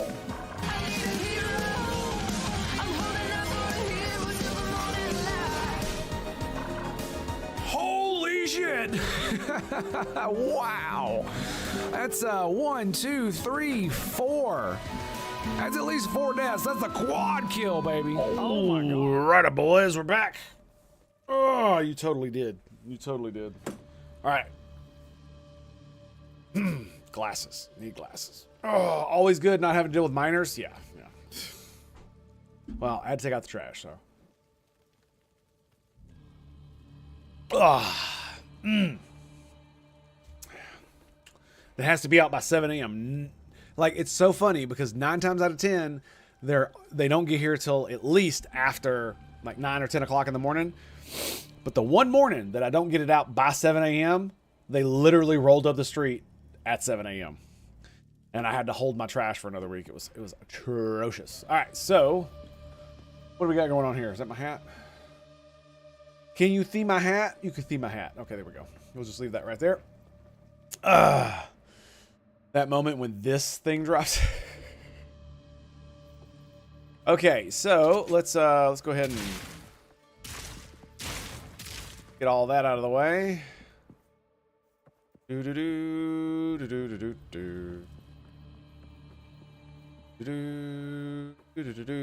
There's one. Some more here.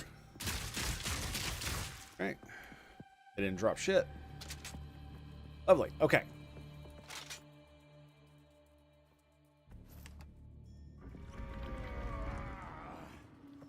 Boom.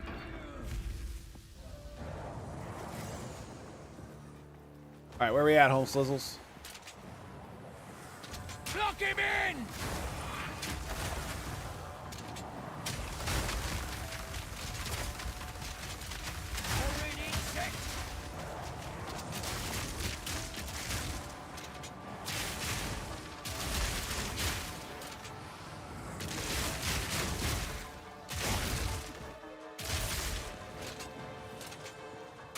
Nope, sorry. Sorry. Frozen, now you're dead.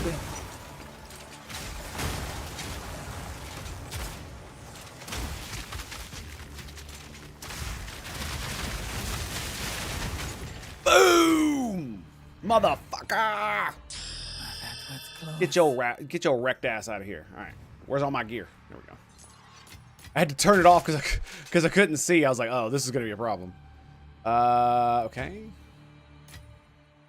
Nice. Nice. We got an armor strap. Hell yeah. Hey Tango, what's up, Flamin'? How you doing, buddy?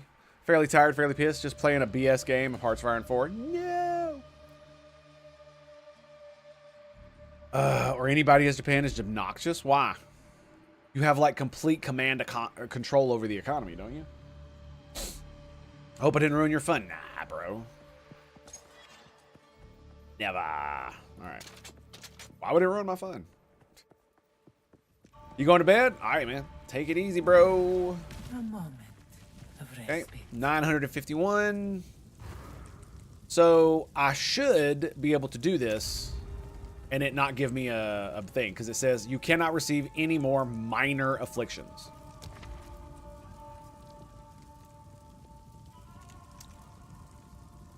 Gate toll is a minor affliction, right? I think.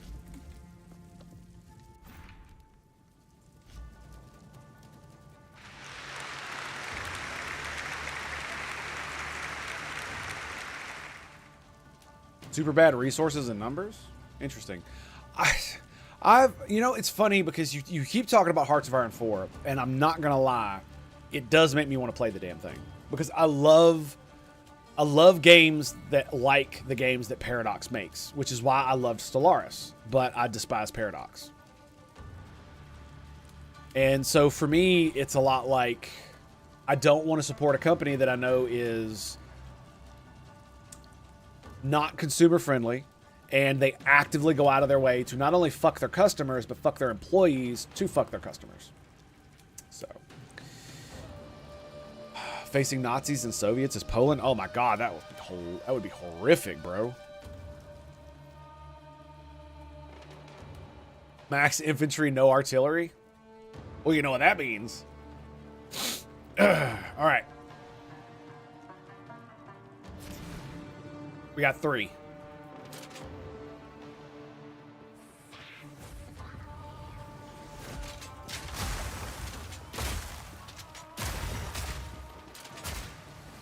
Killing time. Did he just poison me?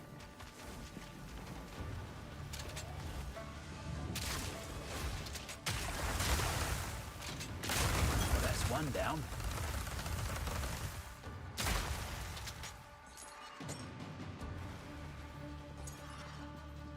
Give me all your sacred water.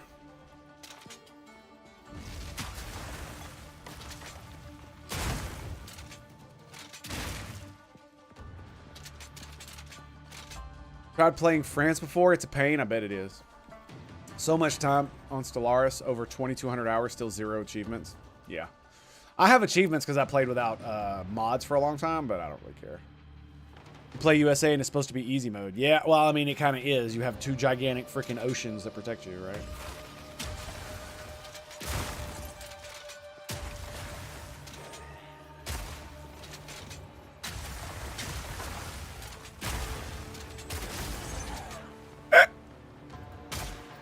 It's just so funny, man, watching them fight the walls. Like, you know what's really crazy? When I was playing my minion character, the mobs would run right past the minions to try to attack you. Yet walls, they actually will stop and try to attack most of the time, even if it's not blocking their way. Many of them will literally just turn around and just start attacking it. When it's like, but they have active minions in their way and they won't attack those. It's just so weird.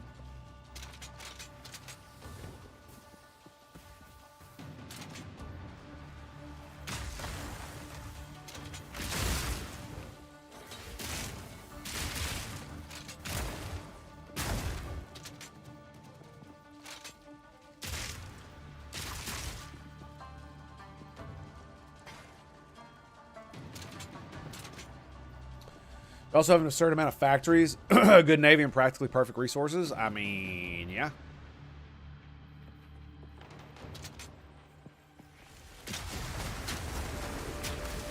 Like, it is considered a big blunder of the era that the Japanese attacked us, right?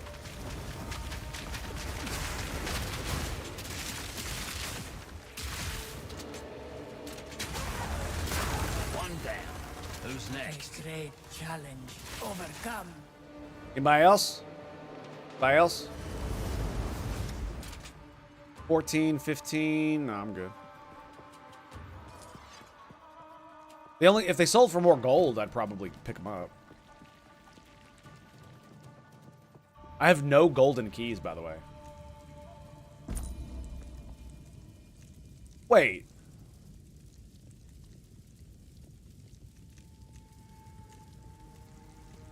I thought it said I couldn't get any more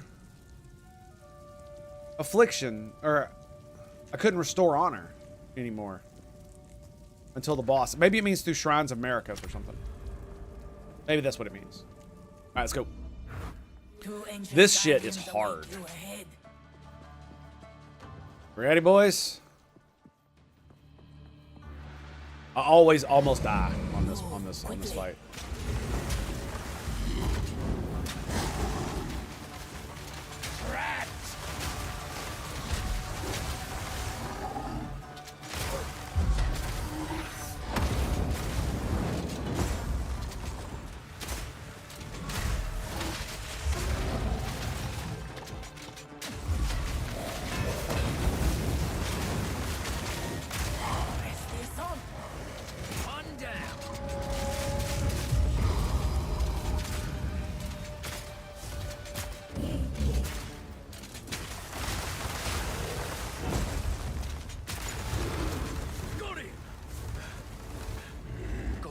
That was an impressive display. Meanwhile, the UK has a strong navy and radar, but when France falls, they have to play keep away to make sure Africa and their colonies stay fairly intact while getting crapped on by everyone else. I mean, that's just kind of how the cookie crumbles, you know what I mean? So, tier 2 crossbow. Alright. I have 1,300.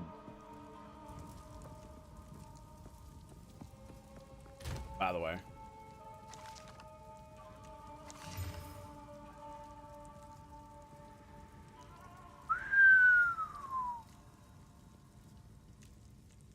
Two, three, 4, 5, 6. Okay. So it does have 6 modifiers. Got more fire than the physical on the other side.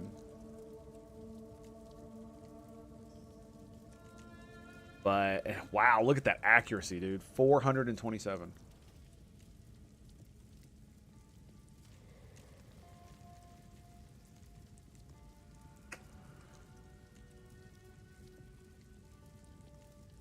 Even if I qualityed it up, it wouldn't be anywhere near. I don't think. Right? Yeah. Let's see. Let's do this. Increase damage. 10% drop to double sacred water. 31 honor resistance. What we got here?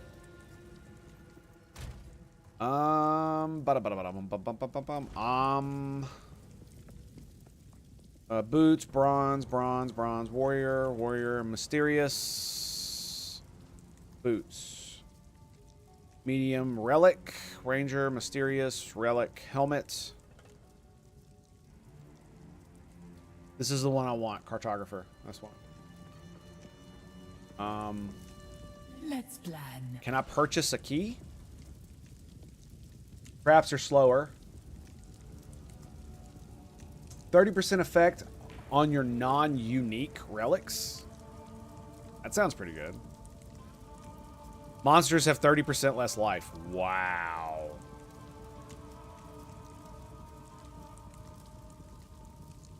I can buy all of these. So let's do maximum life. Fight within 30% increase to non-relics. Onwards. Non-unique relics. Reduced action speed. Additional room on the map. Traps are slower. Double sacred water. I guess I'll just save the rest. I don't want to insta-give the next 10 mobs. That's just kind of... Because then you're going to see me running around trying to find an elite. You know what I mean? Rather than just killing the things. Because what if the next map is like a trap room, right?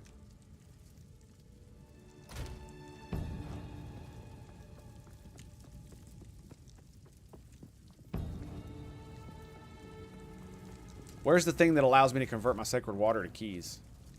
Where is that?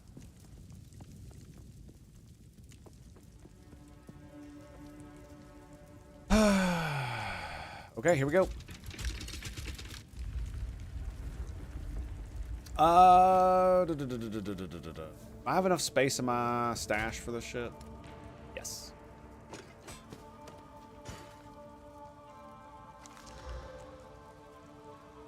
Only 15? Come on. God, that sucks. It needs to be like 150 or something.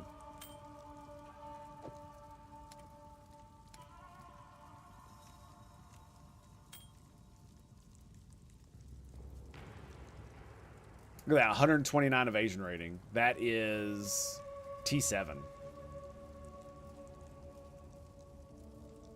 Anyway,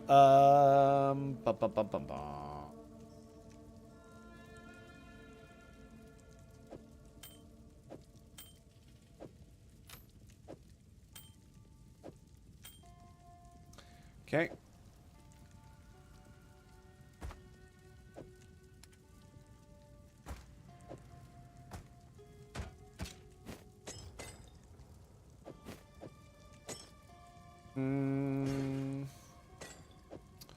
Want to make sure we got some decent Tetris here.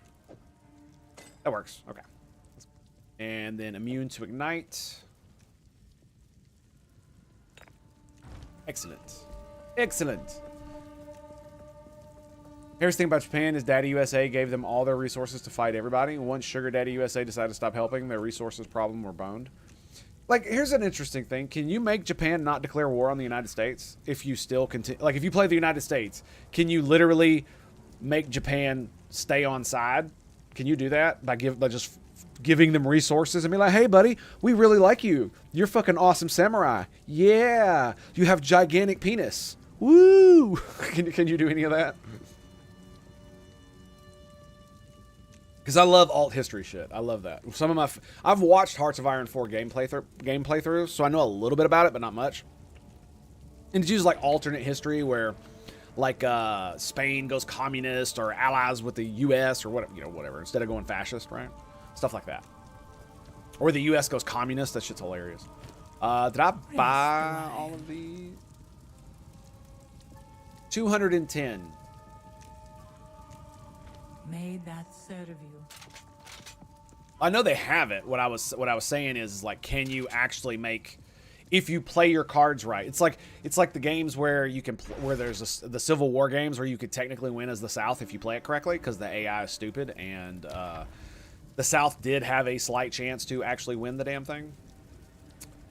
Bronze cash restores honor, burdens with an affliction. I can't gain afflictions, so it doesn't matter. Bronze water fountain. I want the gold key. Bronze cash or silver key and merchant. Ooh, another merchant. Other merchants. We're gonna go with the gold key. I got so much bullshit. It's crazy. Okay, here we go.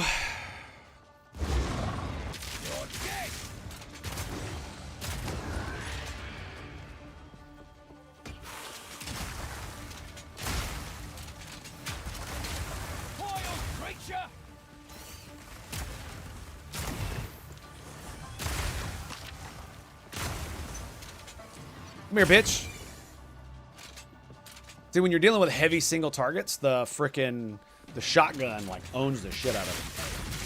But if you've got like a bunch of little dudes, the electric shotgun like this. Actually, those are not enough.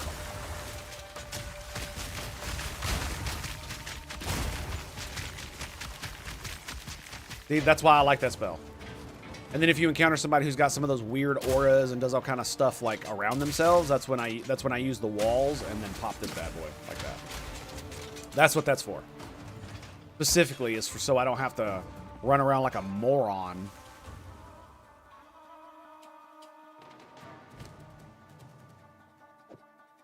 Shit. So I don't have to run around like a moron to get it done. Okay, I need blue.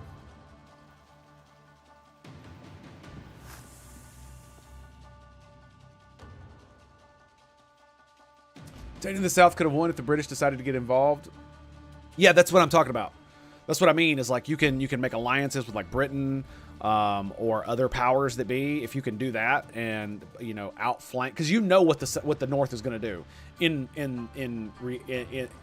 In history, the South didn't know exactly where the North was going to be and what kind of tactics they were going to deploy and all this other nonsense. You know what I'm saying? So it's like you've got a little bit of an advantage over them specifically because of that.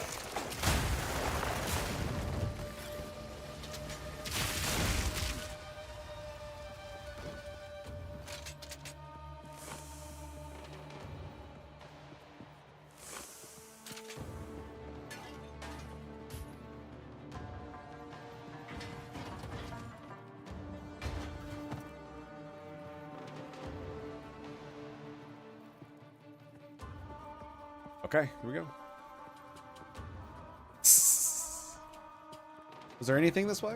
Green door, okay. Door. Blue door.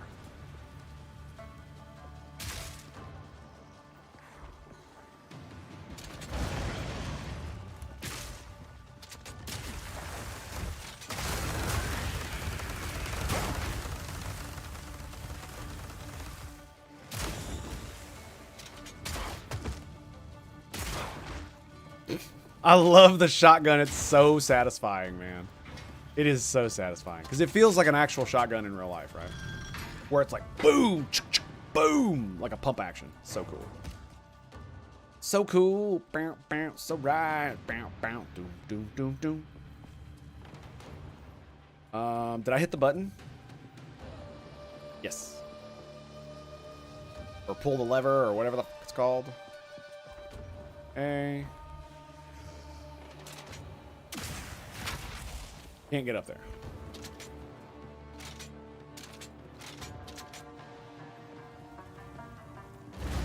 Block him in!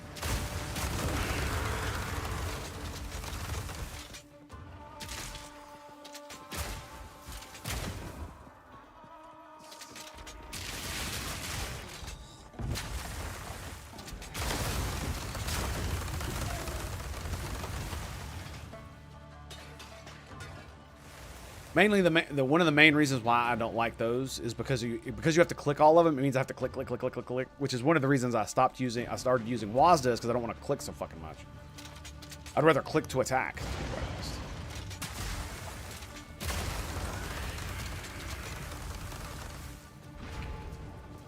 Bada bing. I think something grazed me. Every time I pick up a key, it gives me honor. Remember that. Trap room? Trap room.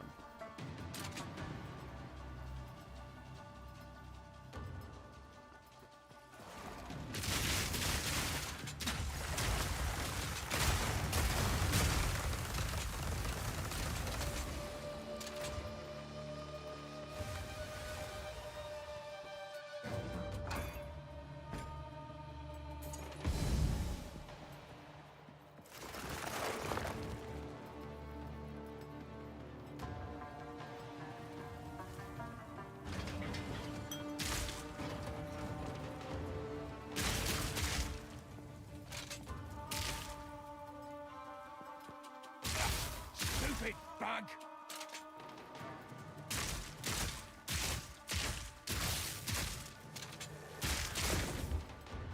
Okay.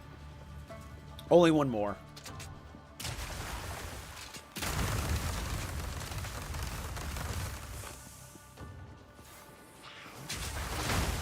Oh, God, that's hilarious when that happens.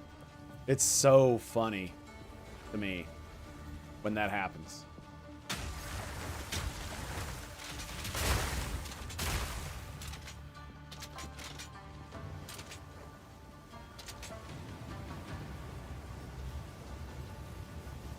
Okay, maybe getting the slower things wasn't such a good idea. Just saying.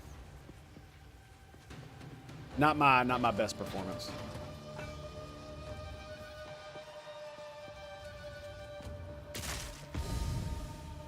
All right, where are they? Come on. Bitches.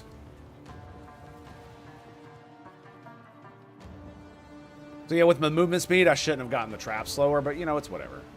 Not that big of a deal. Oh, shit.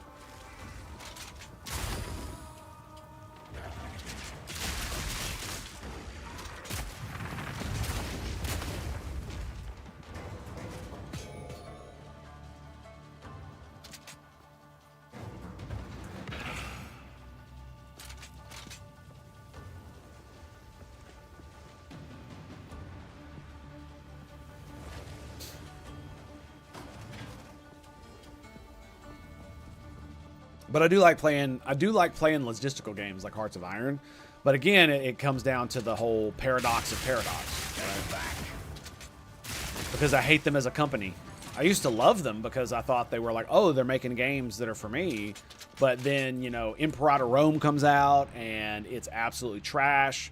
I go all in on it. I'm gonna stream the shit out of this game. This is gonna be like my new thing. And it turns out the game is not that deep. The systems are kind of fucking ridiculous.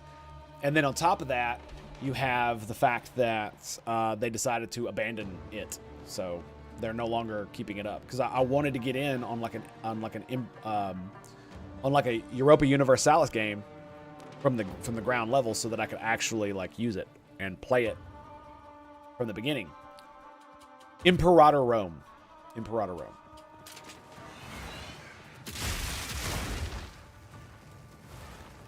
And besides, the Roman era is far more interesting to me as a time and place than the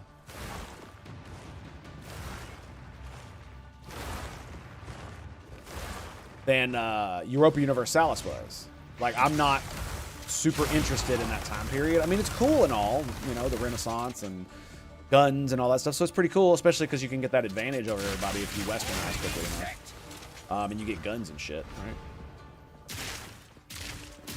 And like heavy shot cavalry and all that other stuff. Yeah, that's yeah. Now Stellaris is too. And I don't mind them having like hundreds of dollars worth of DLC. My biggest problem is the fact that the games are so shallow and they're literally like Imperator Rome is the perfect example, as well as Stellaris. They made a basic bones like ankle deep game, and then they're gonna fix it over the next like 10 to 15 years and add, you know, $300, $400 worth of DLC. So to get the full experience, you really have to like, you can't just spend $60 for the price. You got to spend like at least like $100 or more to get like a fully engulfed experience, right? So it's like I get all the arguments for that, but if they made the game and they felt like they were feature complete when they came out, like Imperator Rome was not, like Stellaris was not, and that was the thing about Stellaris is I gave them a chance because I wasn't a Paradox. I hadn't been playing Paradox games for very long, and so I was like, yeah, it's not that deep. Stellaris isn't, but I've never played a game like this, and it's amazing, and I love it, and that big update where they changed how the warp drive works, like I loved all that stuff. But after Imperator Rome, it's like this is their business model now. They release basic games that barely fucking work, that have barely any functionality. When you have these like super fleshed out systems and all the rest of their games, but you have to spend $400 or $500 to get all these super fleshed out systems. And then when they release a new game, almost none of those systems are in these games. And then you're going to have to spend another $400 or $500 on this new game to get all those systems and make it more complex the way you want it, right? And it's just like, no. I don't mind them releasing DLC that has factions and all kinds of cool stuff, but I at least want the game, like Imperator Rome should have literally just been Rome, right? It should have just been Rome when it released it, and a very deep system. And then I would have absolutely paid good money to add other factions and countries that you could be that weren't part of the Roman-esque era, right? So you've got Rome, and then you've got some, you know, Carthage and Athens or Carthage and Greece and all of these stuff that was around Rome. But if I want to play the Bretonians, or I want to play the Visigoths or the Goths or the Spaniards of the time or the fucking Chinese, right? That's a DLC. That's what I want DLC to be, is new factions that add new kinds of cool shit. If they add new units, that's cool. I don't care. But to make a game that's like so broad where you can play any faction on the planet, but they're all pretty much the fucking same, is just no. That's the opposite of woman. But yeah, like for me, that's really what it boils down to, is that they basically made the entire old world playable, but every faction is essentially the same, with the exception of Rome, which is only slightly different because it has a slightly different governing thing that nobody else can really get at the beginning. Now you can upgrade other people to that government type, but there are only like 3 or 4 government types, and I'm just like, I like the economic system. I loved playing Sparta. That was fun. That was great, but it really, really made me mad. Once I really got into the depths of the game, and I just realized how shallow it was, and that you can play the Chinese, but it's just like playing the Bretonians, right? It's just like playing the Goths or an African nation, or Greece for that matter, right? The only difference is the only slight difference is that in Greece some of the states have democracy. So for me, it was just like, yeah, okay. And then when they abandoned it, that's when I was like, okay, I'm not buying any more things from Paradox. That's just not happening. I'm not giving them any more money.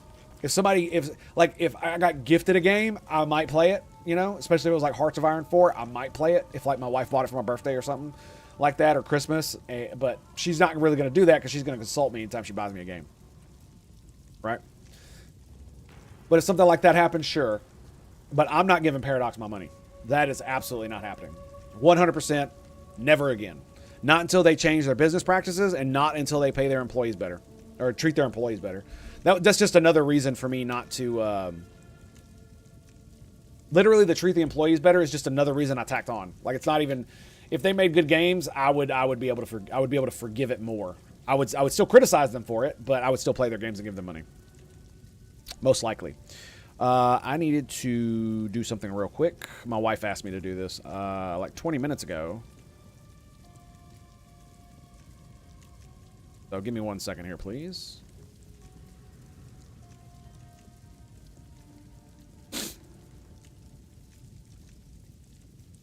Gonna end up being me to buy Hearts of Iron 4 at the end, isn't it? Nah, dude, don't do that. Don't do that. Don't do that. I don't want you to spend your money on a game that I might not play. Simple as, right? Now, if, you know, next year or anytime in the future, Paradox comes out and you know, apologizes, be like, look, we're going to change. We want to get our core base back. We want to make sure we're making good games, blah, blah, blah, blah, blah. And we're going to start releasing games, blah, you know. Like, let's say they say we're going to pick back up Imperator Rome, or they're going to make all the DLC for Hearts of Iron 4 free for like a month. So if you buy it, then along with the apology / we're going to do better, if they made like Hearts of Iron 4 DLC free for like a month, or all the Stellaris DLC free for a month, if you buy the base game, that's definitely that would definitely put out a lot of goodwill toward me, right? And I would absolutely pick it all up and then fucking start playing it again. I would absolutely play Stellaris. I would play a whole fucking playthrough as the Vulcan Science Directorate, and I would conquer the galaxy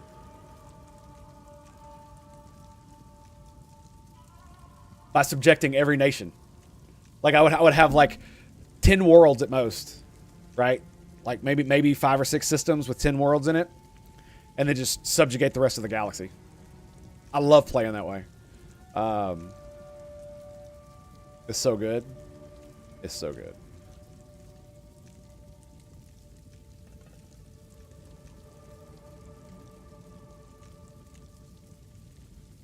Not as bad as GW or EA or something? Yeah. GW is definitely worse by far. And EA is just evil because, you know. I mean, that's the thing. Like, yes, I wouldn't buy the we need to do better thing unless they made like some kind of gesture that also signified that. Like I said, if they say, hey, if you buy Hearts of Iron 4, you can get all your DLC for free from this for like a month. And if you already own it, then you can pick up any of the DLC you don't have for free. That would be awesome. I mean, a lot of people would be pissed, obviously, because, oh, I had to pay for all this shit. And it's like, yeah, you did, but you want goodwill or not, right? You know, maybe if you own like Hearts of Iron 4 and you don't own any of the other Paradox games, maybe they'll like give you a discount or something on one of the other games plus that free DLC, considering you paid $400 for all the Europa Universalis and all the Hearts of Iron 4 DLC, right? But you haven't played Stellaris, so they'll give you a discount on Stellaris and all the DLC for free. That's what I call fucking goodwill. That's goodwill. That's what that is. Okay, Sacred Water Fountain. So we're going here. Is that right? That's the only place we can go. That sucks. I didn't even realize that. Sacred water, large sacred water. So we're kind of stuck down here. This one doesn't go up either. All right. Yeah, that sucks. That sucks. It sucks. It really, really sucks.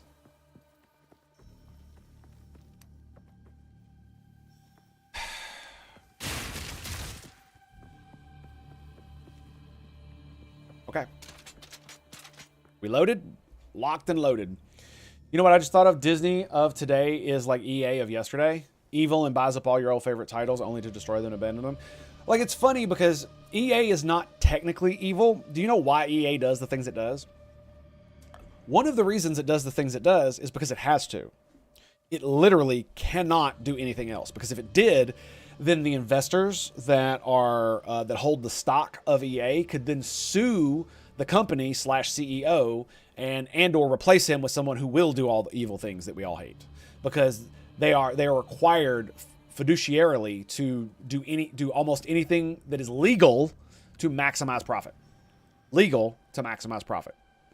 So even if they are bad business practices, as long as they're legal, And if they don't do them, and they don't make as much money as they could if they did do them, then the CEO could be fired, and the investors could sue the company over it to get him fired or replaced or whatever, right?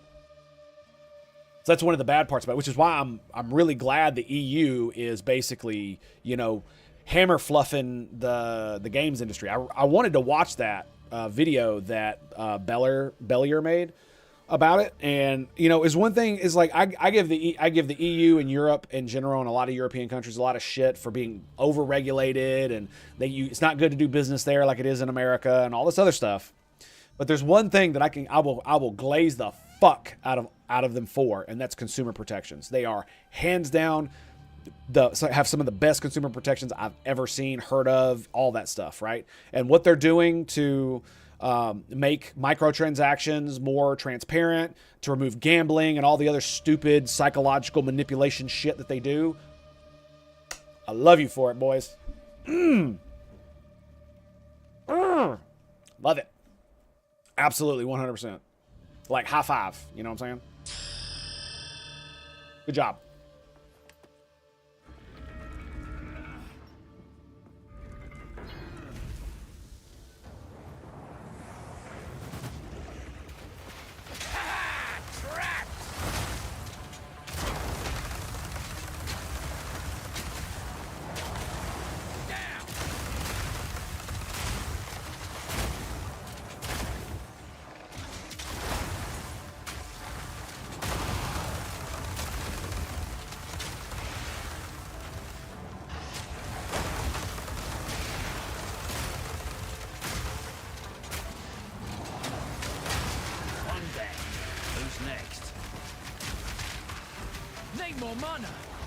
No! God damn it, it won't swap weapons.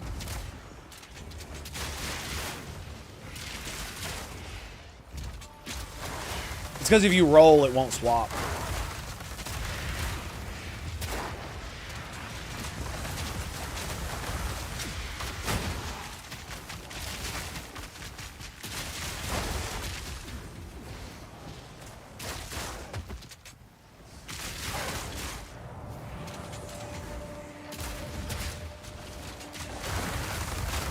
Kill it! No! I don't get the loot. Oh. Swift magnificence. Oh, 2 sockets. Nice. Another socket there. Sacred water. I'm back up to 400 sacred water, bro. Look at that shit, man. All right.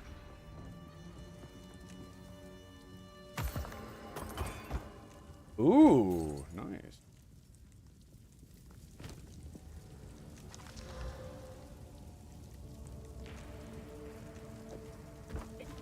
Cool. I suppose the EU had to do something right for once. I mean, the EU does a lot of things right? It's just like America does a lot of things right, but we also do a lot of things wrong, and I believe that Europe also does a lot of things wrong, right? That's just the way it is. Like I love to hear Democrats talk about, oh, free healthcare, free this, free that, and it's like, motherfucker, dude, like it's so disingenuous. Like, it's government paid healthcare. It still costs money. Period. But considering how the United States economy runs and how it's supposed to run, as time goes on, I'm more and more in favor of single-payer healthcare, even though I know exactly what government-run healthcare looks like because I'm a veteran and I use the VA. It's my only health insurance because I'm disabled. So I know what government health insurance is like, and I know what government healthcare is like. It's absolutely fucking atrocious, waits, blah, blah, blah, blah, blah, blah, blah. However, the thing about it is we are the reserve world currency. The world reserve currency. So we can basically do whatever the fuck we want. That might change after fucking the Trump-oluficus fucks everything up, but, you know, we'll see. But the reason I'm still technically opposed to it here in the U.S. is because I don't trust neither blue or red team nor either political party to do it correctly to the point where it's actually like efficient and it doesn't like waste shit tons of money and just money just goes down a drain somewhere and all that shit. Like that shit bothers the fuck out of me. Which is why, well, we don't need to get into that. So I don't want to get into too much of politics and playing video games. So right now. Ooh, we got a merchant. So if I go for this large sacred water, we can't get the merchant. So I have to go for this sacred water. So 2 sacred waters over a restore honor. Yeah, we'll do that one. Cannot gain any more afflictions. Dude, that is such a good boon, dude.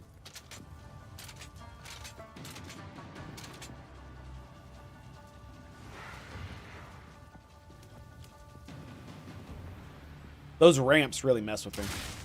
And my ability to, like, target stuff.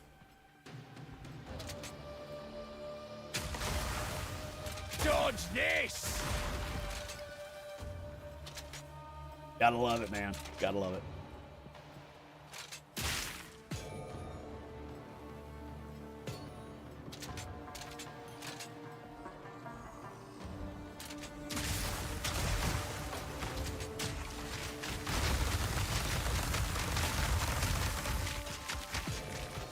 See what I mean? This is why I love these abilities. They're so freaking cool, dude. And they're so useful in certain situations.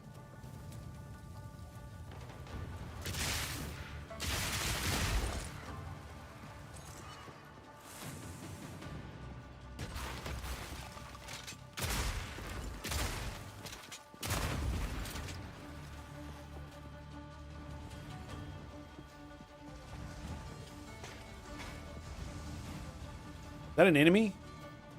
I can't. Is it? No. It's okay.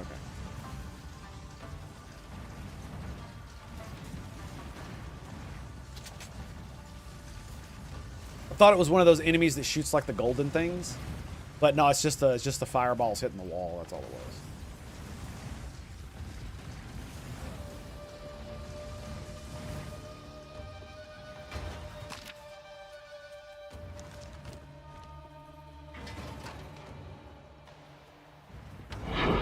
Ooh, level 5 waystone. Where are they? Are they coming out?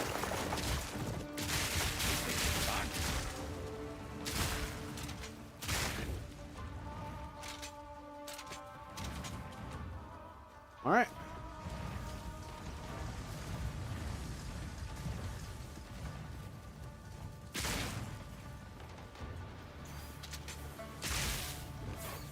Lock him in! Ugh, that hit me.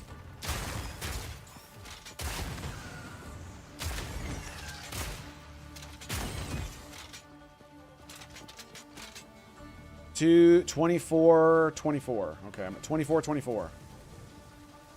Bam.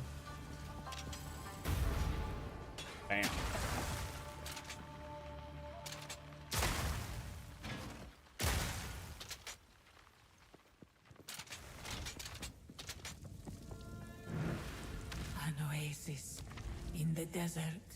Okay, we're gonna go for the merchant.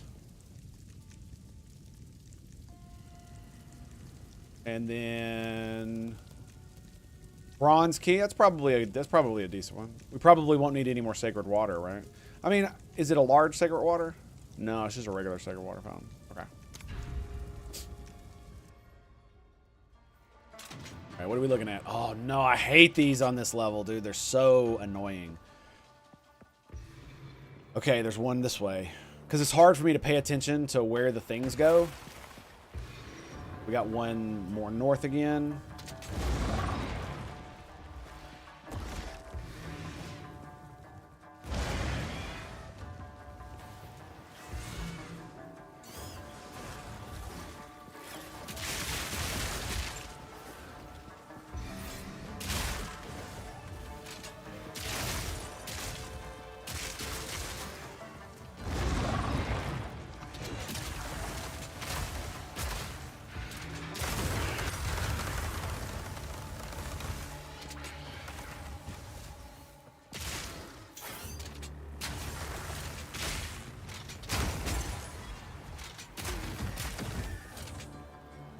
It's in the middle. There it is. Stand tall. Lock him in! Boom. Didn't even get hit, baby. Didn't even get hit. Look at that.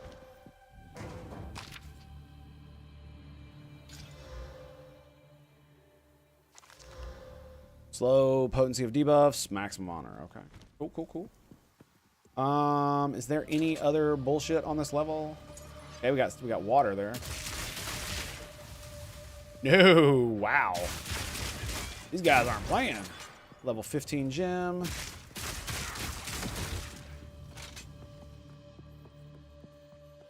Okay. Just making sure I'm not missing any water, not missing any keys or anything crazy that drops. Right. Ow. Still didn't do it. It did damage, but it didn't actually do anything. Or it didn't take honor. Interesting.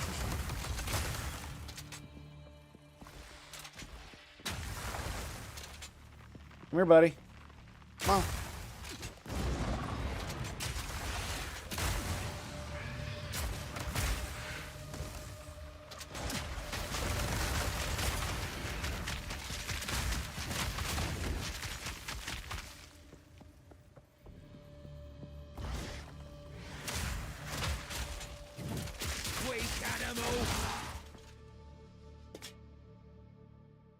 Was there another one? I can't believe he actually hit me with that.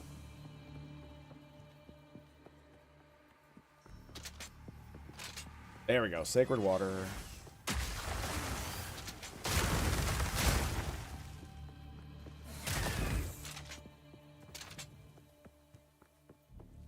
Okay. 790 water. There we go. Lovely, baby. Lovely. What I'm talking about. Kadoosh. I would give anything. 1,054.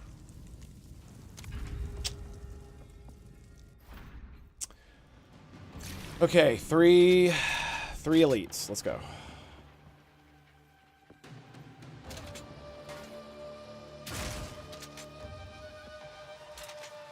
Trapped. Really? There it is. Another notch on me helmet. Did he hit me? What? Does he explode when he dies? Is that what that was? I have no idea.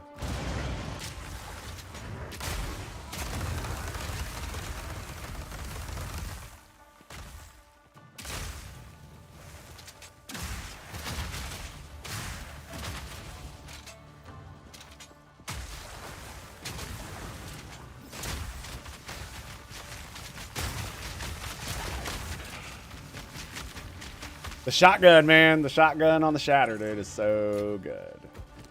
It is so freaking good.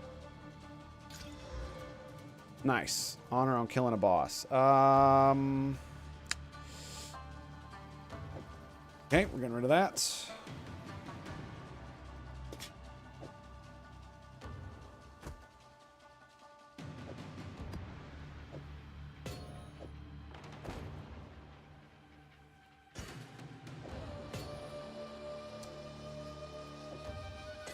Okay, there we go. Oh, it's got a freaking thing in it. Never mind.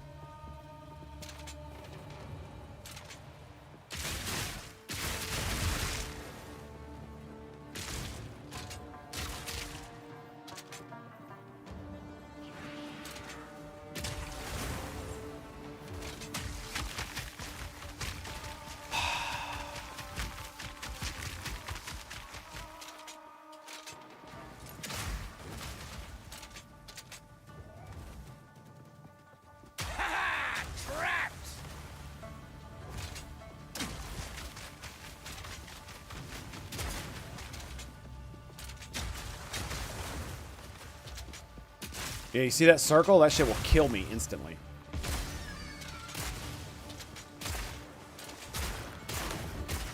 Easy. Semi-automatic shotgun, baby.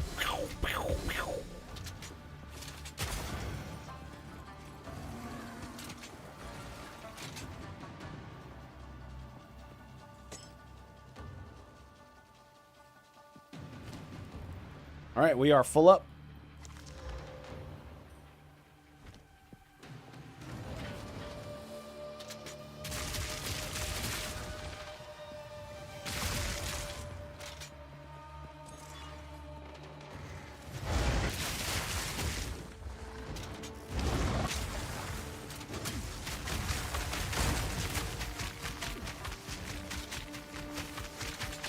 It never fails to be funny to me. Never.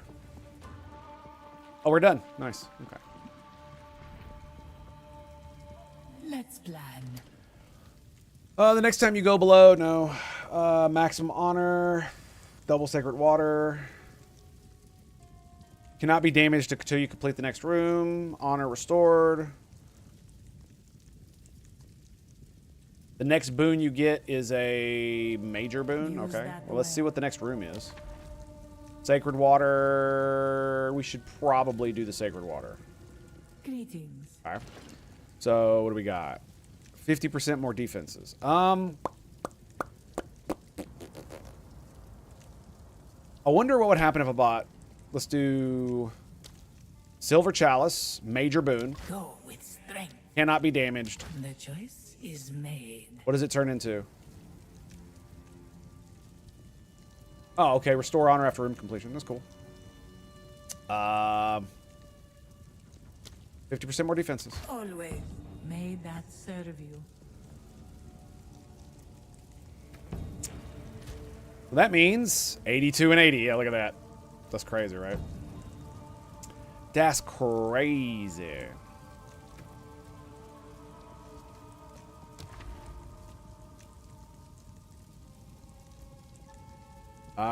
Sacred water fountain. Yeah. Because that way I can convert them to keys. What are we looking at here? Oh, Lord have mercy. And there are no thingamajiggers. Okay, here we go. Here we go, boys!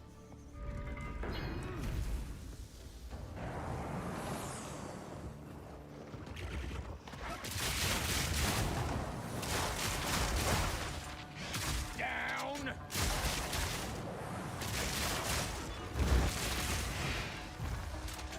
Block him in.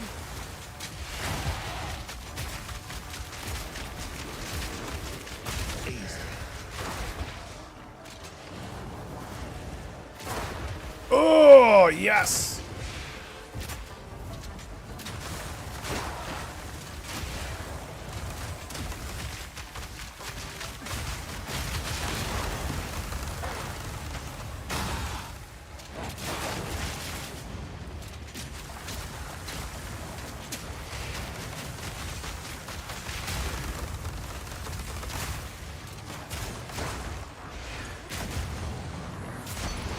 Got him! Fuck yeah, dude. Swift magnificence. Damn, I can't pick up any more stuff. Shit. Okay.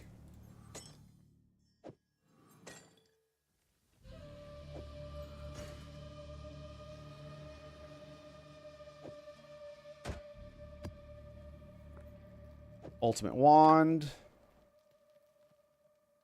Vision Rune. Do I have... Okay.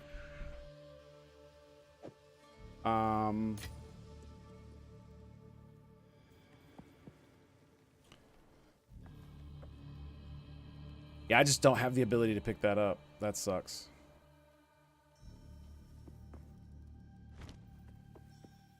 Yep.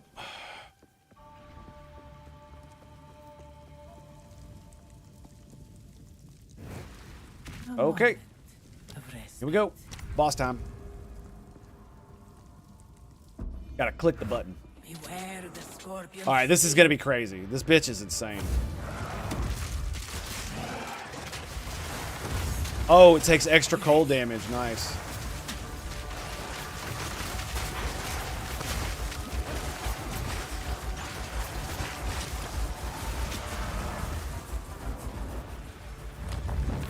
Get your platform. God damn it. Keep moving. No, the ice is wearing off. God dang it. Ah, trapped.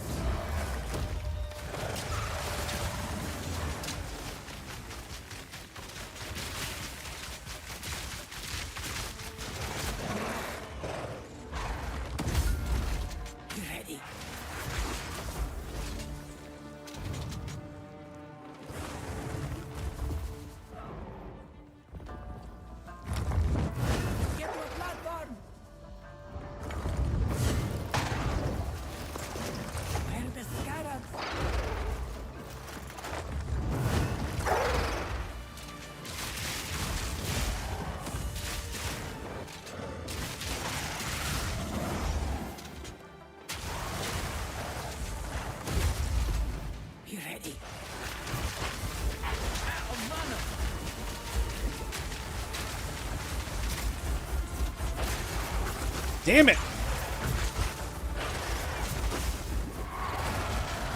Oh, come on. I had that, man. The sands fall.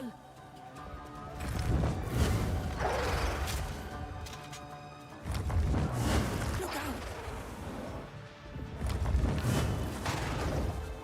Come on, buddy. Where you at?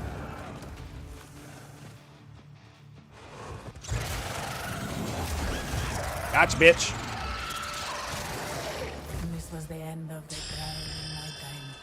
But And there you I have it. sense another being resides here. Perhaps you can challenge That's them it? if you can find Ew. them. Alright, okay. Let's throw the big boys in here. There we go. So yeah, we didn't lose that much honor at all. Cool.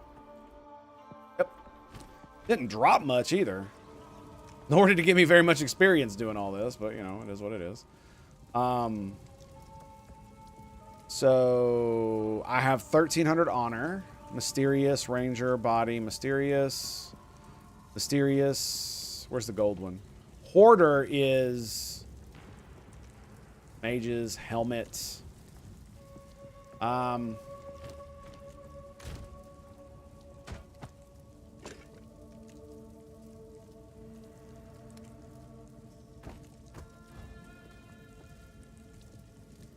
Let's do mysterious. Silver key, that's cool. I was hoping for a I have 3 keys, 3 silvers. Body armor, boots. Ugh, 5 silver keys. 1, 2, 3, 4. There's only 4 of these.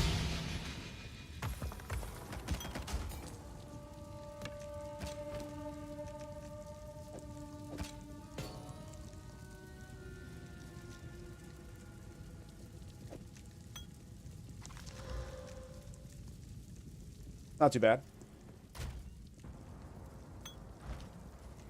Heavy plate. Lost boots. No quality items. Stone charm. What these? Ooh, these could fetch Evasion. a pretty penny. Rarity. Dex. Lightning. Gain 0 to 4 increased movement speed at random when hit until hit again. That's pretty funny. Okay. And then we have...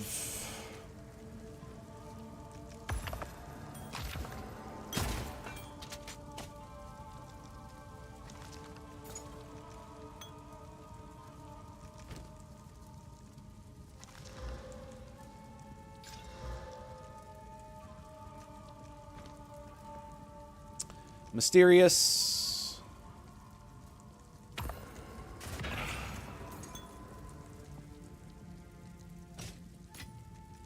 Okay, and I guess we do body armor or boots.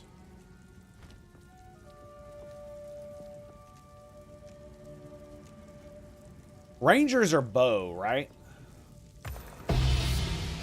Yeah. Oh, it does have crossbow stuff in it. That's there you go.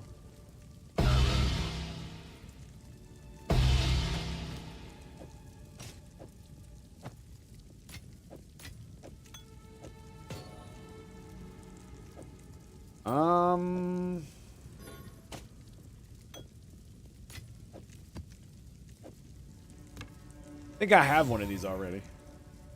Physical damage, attack rating, projectile speed, projectile split toward 2 targets.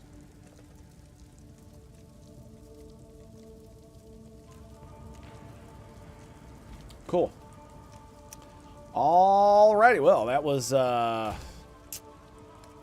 fun, I guess, but not really super worth. Yeah.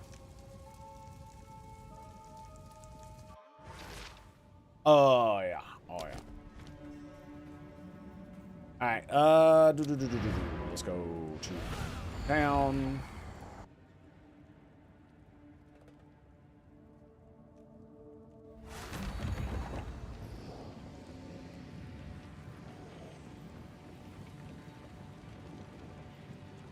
live for a story. Let's go to the hideout. I wonder if you could go from Sekima to your hideout. I think you can, right? Go on.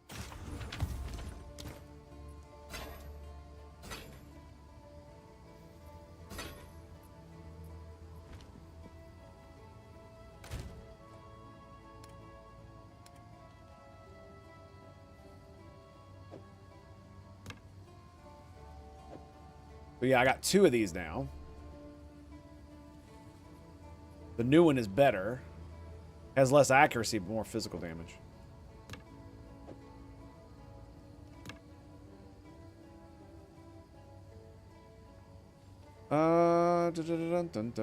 So we got 15 to all elemental resistances on that ring. You found more of what you seek. I should probably keep those. It's not on our side.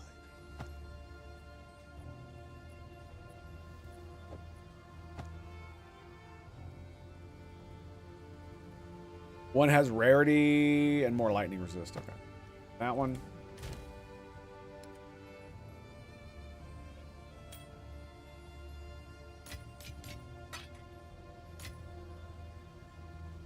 All right.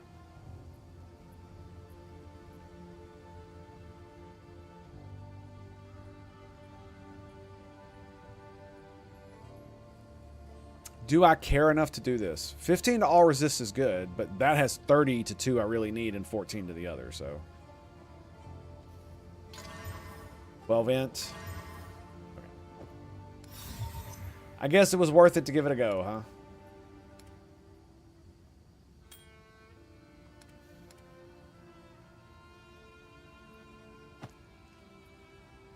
Oh, I'm supposed to get rid of those.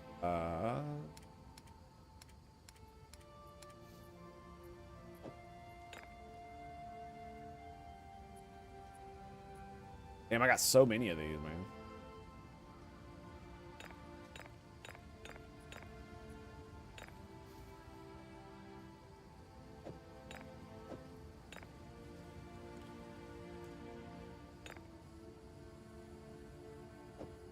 All right, we'll do with that one.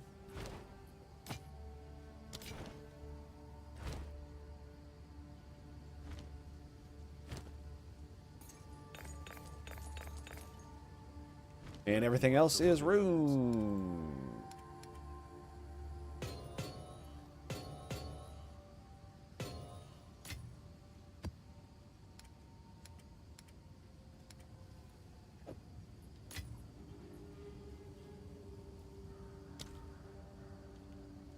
Okay.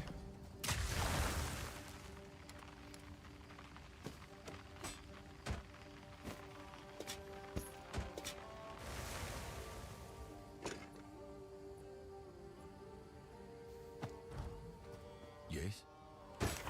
Hello.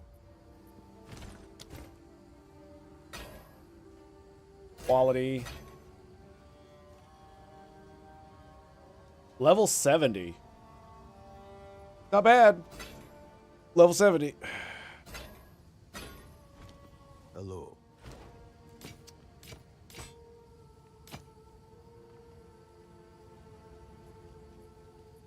%6 chance. Additionally, 3 rooms are revealed on the trot. Whoa, that's crazy. 3 additional rooms. That's kind of crazy, bro. Crazy pants. That's crazy pants.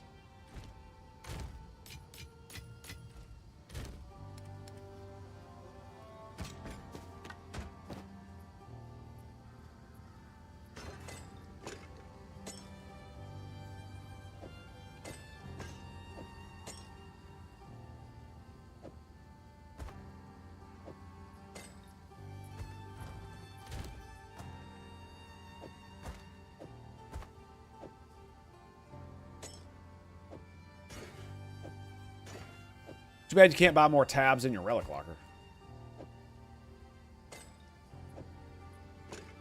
Right?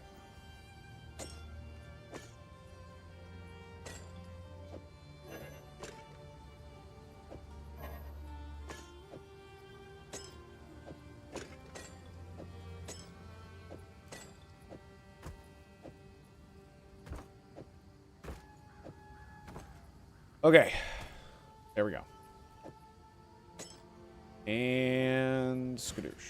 All right, everything else is... Speak. Yes.